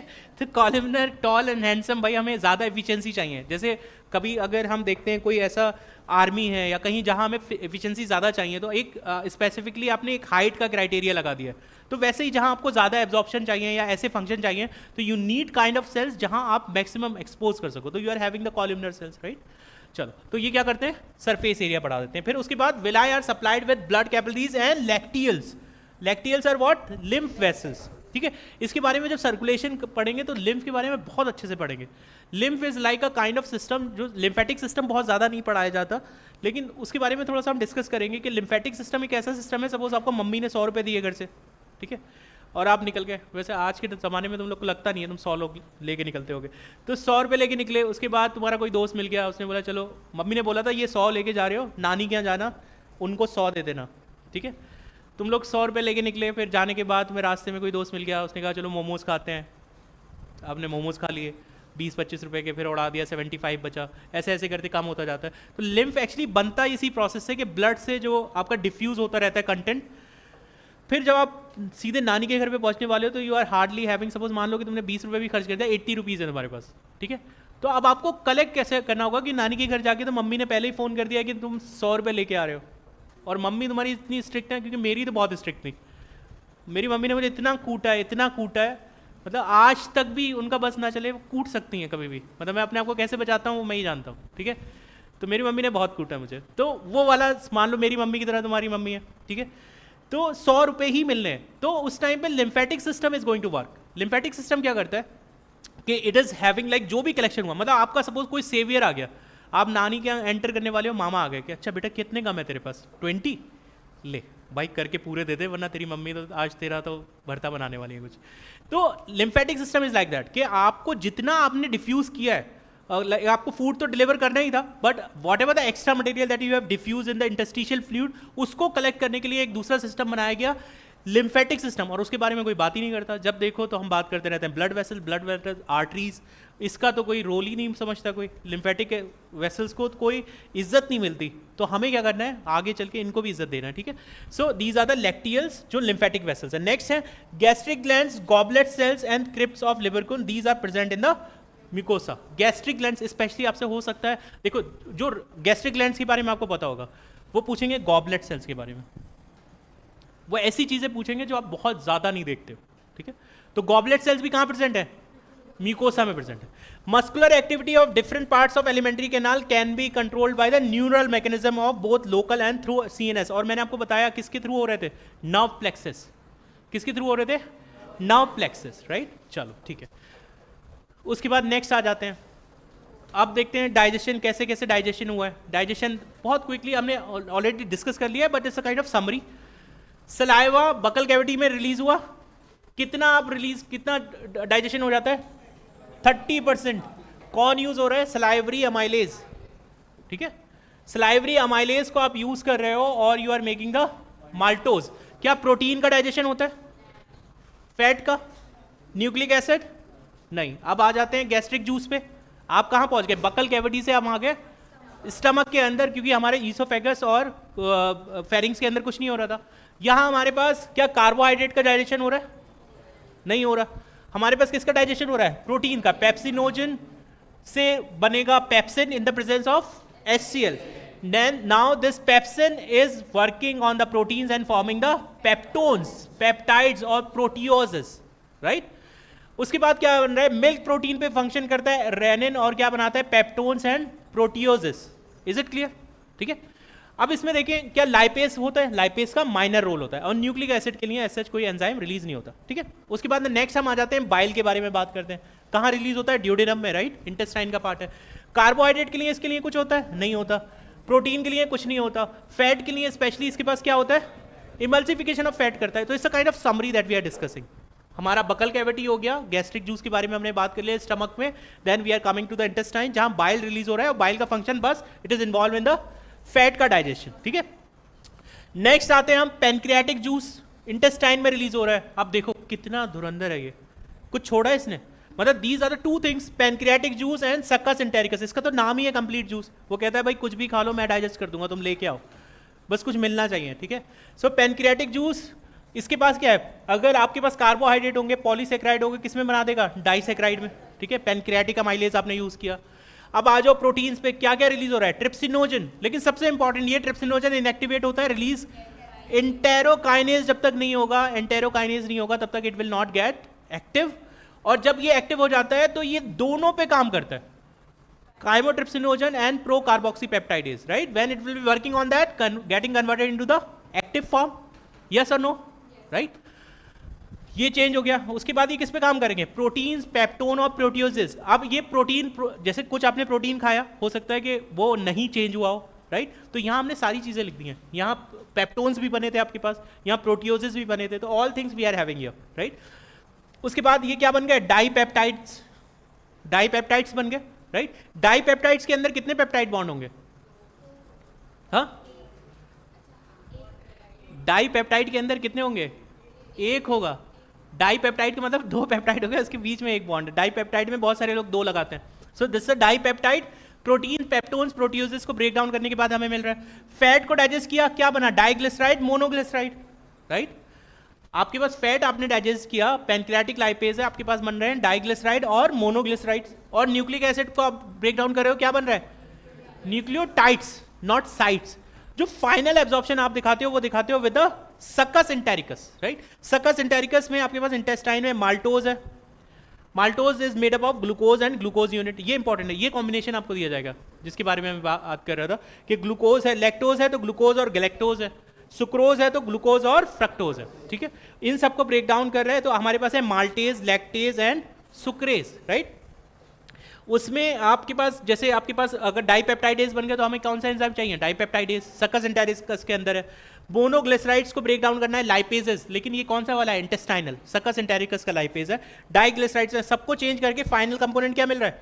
Fatty acid and fatty acids and glycerol. और फाइनली न्यूक्लियोटाइड्स को ब्रेक डाउन किया न्यूक्लियोटाइड्स के थ्रू, तो न्यूक्लियोसाइड्स मिल गए, न्यूक्लियोसाइड्स को ब्रेक डाउन किया, सो आपको शुगर मिल गया। और ये अब आप देखो ये बेसिक यूनिट्स मिल गए आपको। अब डायरेक्टली आपको कोई अगर न्यूक्लिक एसिड जैसा कोई स्ट्रक्चर बनाना है तो आप बना सकते हो, ठीक है। फिर बात करते हैं एब्जॉर्प्शन की। ये सब ब्रेक डाउन हो गया। फाइनली इंपॉर्टेंट चीज़ तो ये है कि आपने ब्रेक डाउन तो कर दिया, लेकिन एब्जॉर्प्शन कैसे? तो एब्जॉर्प्शन के लिए you are having the methods कि आप क्या कर सकते हो कि जो एंड प्रोडक्ट्स हैं उनको डाइजेस्ट करने के लिए you are having the method कि आप उसको सिंपल डिफ्यूजन से कर सकते हो, फैसिलिटेटेड डिफ्यूजन से कर सकते हो, या एक्टिव प्रोसेस से कर सकते हो। सिंपल डिफ्यूजन का मतलब जहां ज्यादा है हमारे पास आ गया, that is a simple diffusion, right. फिर हो गया फैसिलिटेटेड डिफ्यूजन कि आपके पास मेम्ब्रेन पे कुछ स्पेशल प्रोटीन दे रखी है जो क्या कर रहे हैं, डिलीवर कर रहे हैं, हेल्प कर रहे हैं डिलीवर करने में, ठीक है। तो उसके बारे में अभी बात करते हैं। तो digested food is absorbed in the body through epithelial lining of jejunum and ileum. सबसे ज्यादा एब्जॉर्प्शन कहां मिलेगा? विलाई सबसे ज्यादा किस में मिलेंगे? जेजुनम में मिलेंगे, ठीक है। विलाई का अगर आपसे सबसे ज्यादा नंबर पूछा जाएगा तो यूल बी टेलिंग कि जेजुनम में होगा, तो एब्जॉर्प्शन भी वहां आपको ज्यादा मिलता है, ठीक है। तो जेजुनम एंड इलियम, ये आपको दिखाया गया है कि एक सेल है, दिस इज अ एंटेरोसाइट। जो अभी हम देख रहे हैं ना विलाई बना था, उसके ऊपर जो सेल है that is a single cell, और आप देख रहे हो इसके ऊपर ये माइक्रोविलाई बने, these are the microvilli, right. एक ये सिंगल सेल है। अब इसमें कैसे फैट को एब्जॉर्ब किया जाता है कि आपके पास ये फैटी एसिड और ग्लिसरॉल है, ये किसके साथ मिल गए? बाइल सॉल्ट के साथ मिल गए। अब इसका फंक्शन आप समझ सकते हो, जैसे जब आपके हाथ पे कोई ऑयली सब्सटेंस लग जाता है तो आप क्या यूज करते हो? सॉल्ट यूज करते हो ना। और आपने देखो कि थोड़ी देर बाद आपको कोई भी वो जो सरफेस टेंशन होता है उसका वो कम हो जाता है और वो मिलता नहीं है वैसे, ठीक है। तो सेम चीज हो रही है, बाइल सॉल्ट वही चीज कर रहे हैं। जो डिटर्जेंट वाला एक्शन आप अपने हाथों पे जैसे जो भी आप यूज करते हो, सोप यूज करते हो, वही फंक्शन यहां हो रहा है, ठीक है। सो उन्होंने क्या किया? इनकॉर्पोरेट कर दिया and they are forming the micelles, these are the small droplets of what? Fat, right. तो मिसेलीज क्या हुए? एब्जॉर्ब हो गए, फैटी एसिड, ग्लिसरॉल, और ये आपके ट्राइग्लिसराइड्स आ गए, और ये इनको हम क्या बोल रहे हैं? काइलोमाइक्रोन, ठीक है। और ये फिर किसके थ्रू एब्जॉर्ब हो जाएंगे? लैक्टियल्स के थ्रू, राइट। और इनडायरेक्टली आप इसको क्या कर लेते हो? ब्लड में फिर एब्जॉर्ब कर लेते हो, राइट। अब आ जाते हैं क्या मैकेनिज्म है एब्जॉर्प्शन की। तो सबसे पहली मैकेनिज्म है पैसिव और दूसरी मैकेनिज्म है एक्टिव, ठीक है। पैसिव मैकेनिज्म, ऑब्वियसली नाम है इसका पैसिव है कि भाई सपोज आप राजीव चौक पे पहुंचे मेट्रो में और शाम के 6 बजे आप बाहर निकलना भी नहीं चाहते हो, लेकिन भीड़ आपको साथ में ले गई अपने, दैट इज अ पैसिव, ठीक है। पैसिव डिफ्यूजन, आपका कोई एफर्ट नहीं है, आपके साथ आप तो बस वक्त की मौज में या जो भी है बहता चला जा रहा हूँ। मतलब लोग कहते हैं कि ना मुझे समझ ही नहीं आ रहा मैं क्या कर रहा हूँ, बस जिंदगी लेके चली जा रही है। तो जिन लोगों को जिंदगी कहीं भी लेके चली जा रही है that is a passive diffusion, right. So that is a passive along concentration gradient, मतलब जहां भीड़ गई हम वहीं चले जाएंगे, ठीक है। So that is a passive. तो इसमें क्या होता है? Simple diffusion, facilitated diffusion and osmosis. Simple diffusion का मतलब हुआ this is just concentration based, कि आपका ज्यादा होगा कम होगा, उसमें और ज्यादा कोई एफर्ट नहीं लगने। फैसिलिटेटेड डिफ्यूजन में will be involving the transporters, जो आपकी सेल मेम्ब्रेन होती है उसमें ट्रांसपोर्टर्स होते हैं स्पेशली। कोई बंदा जैसे सपोज जा रहा है कहीं, मतलब हो सकता है कि किसी पर्टिकुलर एरिया जा रहा हो, वो कहता है अच्छा तुम जा रहे हो, चलो मैं भी ड्रॉप कर देता हूँ। उसमें तुम्हारी एनर्जी नहीं जा रही है, वो बंदा जा रहा था ऑलरेडी तो इसलिए तुम्हें छोड़ दिया, ठीक है। So that kind of diffusion is called as a facilitated diffusion, जो मेम्ब्रेन प्रोटीन्स के थ्रू होता है, ठीक है। उसके बाद osmosis, this is for specially for water, right. Simple diffusion में आप ग्लूकोज भी ले सकते हो, अमाइनो एसिड्स भी ले सकते हो, क्लोराइड आयन भी ले सकते हो। फैसिलिटेटेड डिफ्यूजन में ग्लूकोज के ट्रांसपोर्टर होते हैं, अमाइनो एसिड्स के ट्रांसपोर्टर होते हैं। फिर आता है आपका एक्टिव ट्रांसपोर्ट। एक्टिव ट्रांसपोर्ट तो आप बिल्कुल नहीं छोड़ोगे, इसकी तो रिक्वायरमेंट ही है हमें। अगर हमें कोई चाहिए, हमें स्पेशली अच्छे कंपाउंड चाहिए, ग्लूकोज चाहिए, अमाइनो एसिड्स चाहिए, सोडियम आयंस चाहिए, क्योंकि आपको पता है आपको नर्व कंडक्शन भी कराना है, तो सोडियम आयंस वेरी इंपॉर्टेंट। आपको एनर्जी भी चाहिए तो ग्लूकोज भी लेना होगा। तो एक्टिवली, ऐसा नहीं कि हम बस पैसिवली वेट कर रहे हैं। जैसे मैं खड़ा हूँ स्टॉप पे, अब मैं सोचूं कि कोई बंदा लिफ्ट दे दे तभी मैं जाके ऑफिस जाऊँगा, या मैं तभी जाऊँगा क्लास करूँगा, तो आप पैसिवली कभी क्लास कर ही नहीं पाओगे। आपको कुछ एक्टिव भी तो करना चाहिए ना, कि इन केस अगर मुझे किसी ने लिफ्ट नहीं दिया तो I need to reach that place, right. So that is being done by the active one, ठीक है। उसके बाद अगर आप देखें ओवरऑल, अगर हम समराइज इसको करते हैं तो कहाँ कहाँ कैसे एब्जॉर्प्शन हो रहा है। अगर माउथ और टंग, लोअर साइड ऑफ टंग में देखते हैं तो ड्रग्स एब्जॉर्ब होती हैं, जो बकल कैविटी का पार्ट है। उसके बाद स्टमक में आप देखोगे तो सिंपल शुगर, एल्कोहल और वाटर, ठीक है। एल्कोहल किस किस का एब्जॉर्ब हो रहा है स्टमक में? नहीं हो रहा ना किसी का, चलो अच्छी बात। नेक्स्ट है स्मॉल इंटेस्टाइन। इसमें आपके पास लिम्फ के थ्रू क्या हो रहा है? फैटी एसिड, राइट, और ब्लड के through glucose, fructose, amino acids आप कर रहे हो। और लार्ज इंटेस्टाइन में मेनली आप क्या करते हो? Water, drugs and some of the you are having the minerals, right. और मैक्सिमम एब्जॉर्प्शन आपका ऑब्वियस है कि कहाँ होगा? स्मॉल इंटेस्टाइन में होगा, लार्ज में बहुत कम, ना के बराबर। You are not having any absorption, mostly आप क्या कर रहे हो? वाटर एब्जॉर्ब कर रहे हो या ड्रग्स एब्जॉर्ब कर रहे हो, ठीक है। फाइनल आ जाते हैं, व्हाट इज एसिमिलेशन, एसिमिलेशन का मतलब कई बार ये लोग ये समझ लेते हैं, एसिमिलेशन का मतलब हो गया कि this is the one respiration, मतलब जिसमें हम सेलुलर रेस्पिरेशन की बात करते हैं, ग्लूकोज को बर्न कर दिया। It is a kind of thing कि आपने चीज़ों को डाइजेस्ट कर दिया, प्रोडक्ट बना दिया, अब आप सेल को दे रहे हो to utilise that process called as assimilation. तो क्या डेफिनेशन दे रखा है, हो सकता है ये भी आ जाए। एसिमिलेशन के बारे में बहुत लोग कंफ्यूज रहते हैं, तो यू नीड टू राइट कि जो भी आपने एब्जॉर्ब किया finally reach the tissues which utilise them for their activity. अगर आप उसको यूटिलाइज कर रहे हो for their activities, that is called as a assimilation, right. उसके बाद एलिमेंट्री कैनाल आप देख रहे हो, this is a whole process, और फाइनली जो अनडाइजेस्टेड पार्ट होगा that will be release as a faeces. तो रोल ऑफ लार्ज इंटेस्टाइन अगर हम देखें क्या होता है, नो सिग्निफिकेंट डाइजेस्टिव एक्टिविटी होती है लार्ज इंटेस्टाइन में, राइट। लार्ज इंटेस्टाइन तो इन्वॉल्व नहीं है, कोई एंजाइम रिलीज नहीं हो रहा। ये किसके लिए, absorption of water, minerals and drugs, ठीक है। आप क्या कर रहे हो लार्ज इंटेस्टाइन में, मेनली आप क्या ड्रग्स को एब्जॉर्ब कर रहे हो, वाटर को। Secretion of mucus to adhere waste and for lubrication, मतलब आपका जो म्यूकस का रिलीज हो रहा है वो मेनली जो फीकल मैटर है या जो अनडाइजेस्टेड फूड मटेरियल है, to keep it together, right. Finally आपके पास सॉलिड फीसेस का फॉर्मेशन होगा, and when you will be having the urge to pass it, then that will be a defecation, और finally ejection of faeces to outside through the opening of that release of the faeces called as the defecation. और ये कैसा process अगर आप देखो, it is a voluntary process and carried by the mass peristaltic movement, ठीक है। So that is the thing कि कैसे फूड हमने लिया और कैसे उसका डाइजेशन हुआ और अनडाइजेस्टेड पार्ट रिलीज हो गया। उसके बाद आपके पास दो स्पेशली डिजीजेज होती हैं प्रोटीन बेस्ड, अगर डिफिशियंसी हो जाती है तो इसमें आपके पास है क्वेशरकोर और मैरिस्मस। ये भी आप बहुत टाइम से पढ़ रहे हो, इसमें बहुत ज़्यादा कोई एक नई चीज़ नहीं है। प्रोटीन की डिफिशियंसी से आपके पास डिजीज हो रही है। क्वेशरकोर चाइल्ड मोर देन 1 ईयर होता है, ये इन्फेंट्स लेस देन 1 ईयर होता है। ये डिटेल आ सकती है, ठीक है। क्या डिटेल है इसमें कि क्वेशरकोर हो रहा है that is more than 1 year में, और मैरिस्मस किस में हो रहा है, इन्फेंट्स में, जो those are less than 1 year, ठीक है। Reason replacement of mothers milk by high calories low protein diet, ठीक है। और इसमें क्या होगा, replacement of mother milk too early by other foods, और mother has second pregnancy when older infant is too young, so there should be a gap between the 2 pregnancies, right. फिर characteristic में देखेंगे, एक्सटेंसिव उडिमा है, swelling of body parts है, wasting of muscles and thinning of limbs है। इसमें extensive emaciation of the body, और skin is dry, thin and wrinkled, thinning of limbs. These are the things that you will be finding out in these 2 diseases, ठीक है। आगे आ जाते हैं। फिर आपके पास आ गए the last topic of this chapter कि क्या क्या डिसऑर्डर्स होते हैं। बहुत जनरलाइज से डिसऑर्डर हैं, कोई बहुत बड़े डिसऑर्डर नहीं है।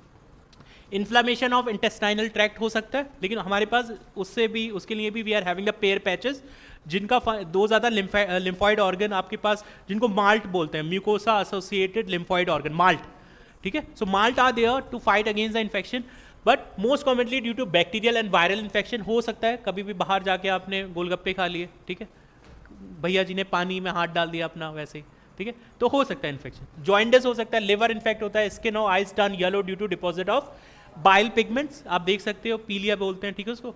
Vomiting, ejection of the stomach content, इसमें क्या होता है, रिवर्स पेरिस्टाल्सिस हो रहा है, ठीक है। और फाइनली आप अगर इसमें देखें, इसका जो सेंटर है, वॉमिट का सेंटर है, दैट इज द मेडुला, ये पूछ सकते हैं, ठीक है। उसके बाद है diarrhoea, abnormal frequency of vowel movement, increase liquidity of faecal discharge, reduces food absorption. इसमें वाटर का बहुत अमाउंट कम हो जाता है, इसलिए मोस्टली क्या दिया जाता है, वाटर कंटेंट ज़्यादा दिया जाता है। Constipation, if you are having a less mucus, right, और उसकी वजह से क्या होगा, रिटेन इन द जो फीकल मैटर है बहुत लंबे टाइम तक रिटेन रहता है, it got solidified, harden, right, so that will cause the constipation. फिर है indigestion, that's a very common, और इसमें मैंने आपको पिछली बार भी डिस्कस किया था कि इनएडिक्वेट सिक्रीशन ऑफ द जूसेस। अगर आपका इन्वॉल्वमेंट नहीं है फूड के साथ, फूड रखा है सामने and you are seeing some screen और समथिंग एल्स, तो आपके पास जो एक्टिविटीज़ हैं वो फिर नहीं काम करती हैं, और that will result into the indigestion, ठीक है। So that's all for today. All of you are wonderful throughout the session. Thank you very much. ठीक है. So we'll be quickly revising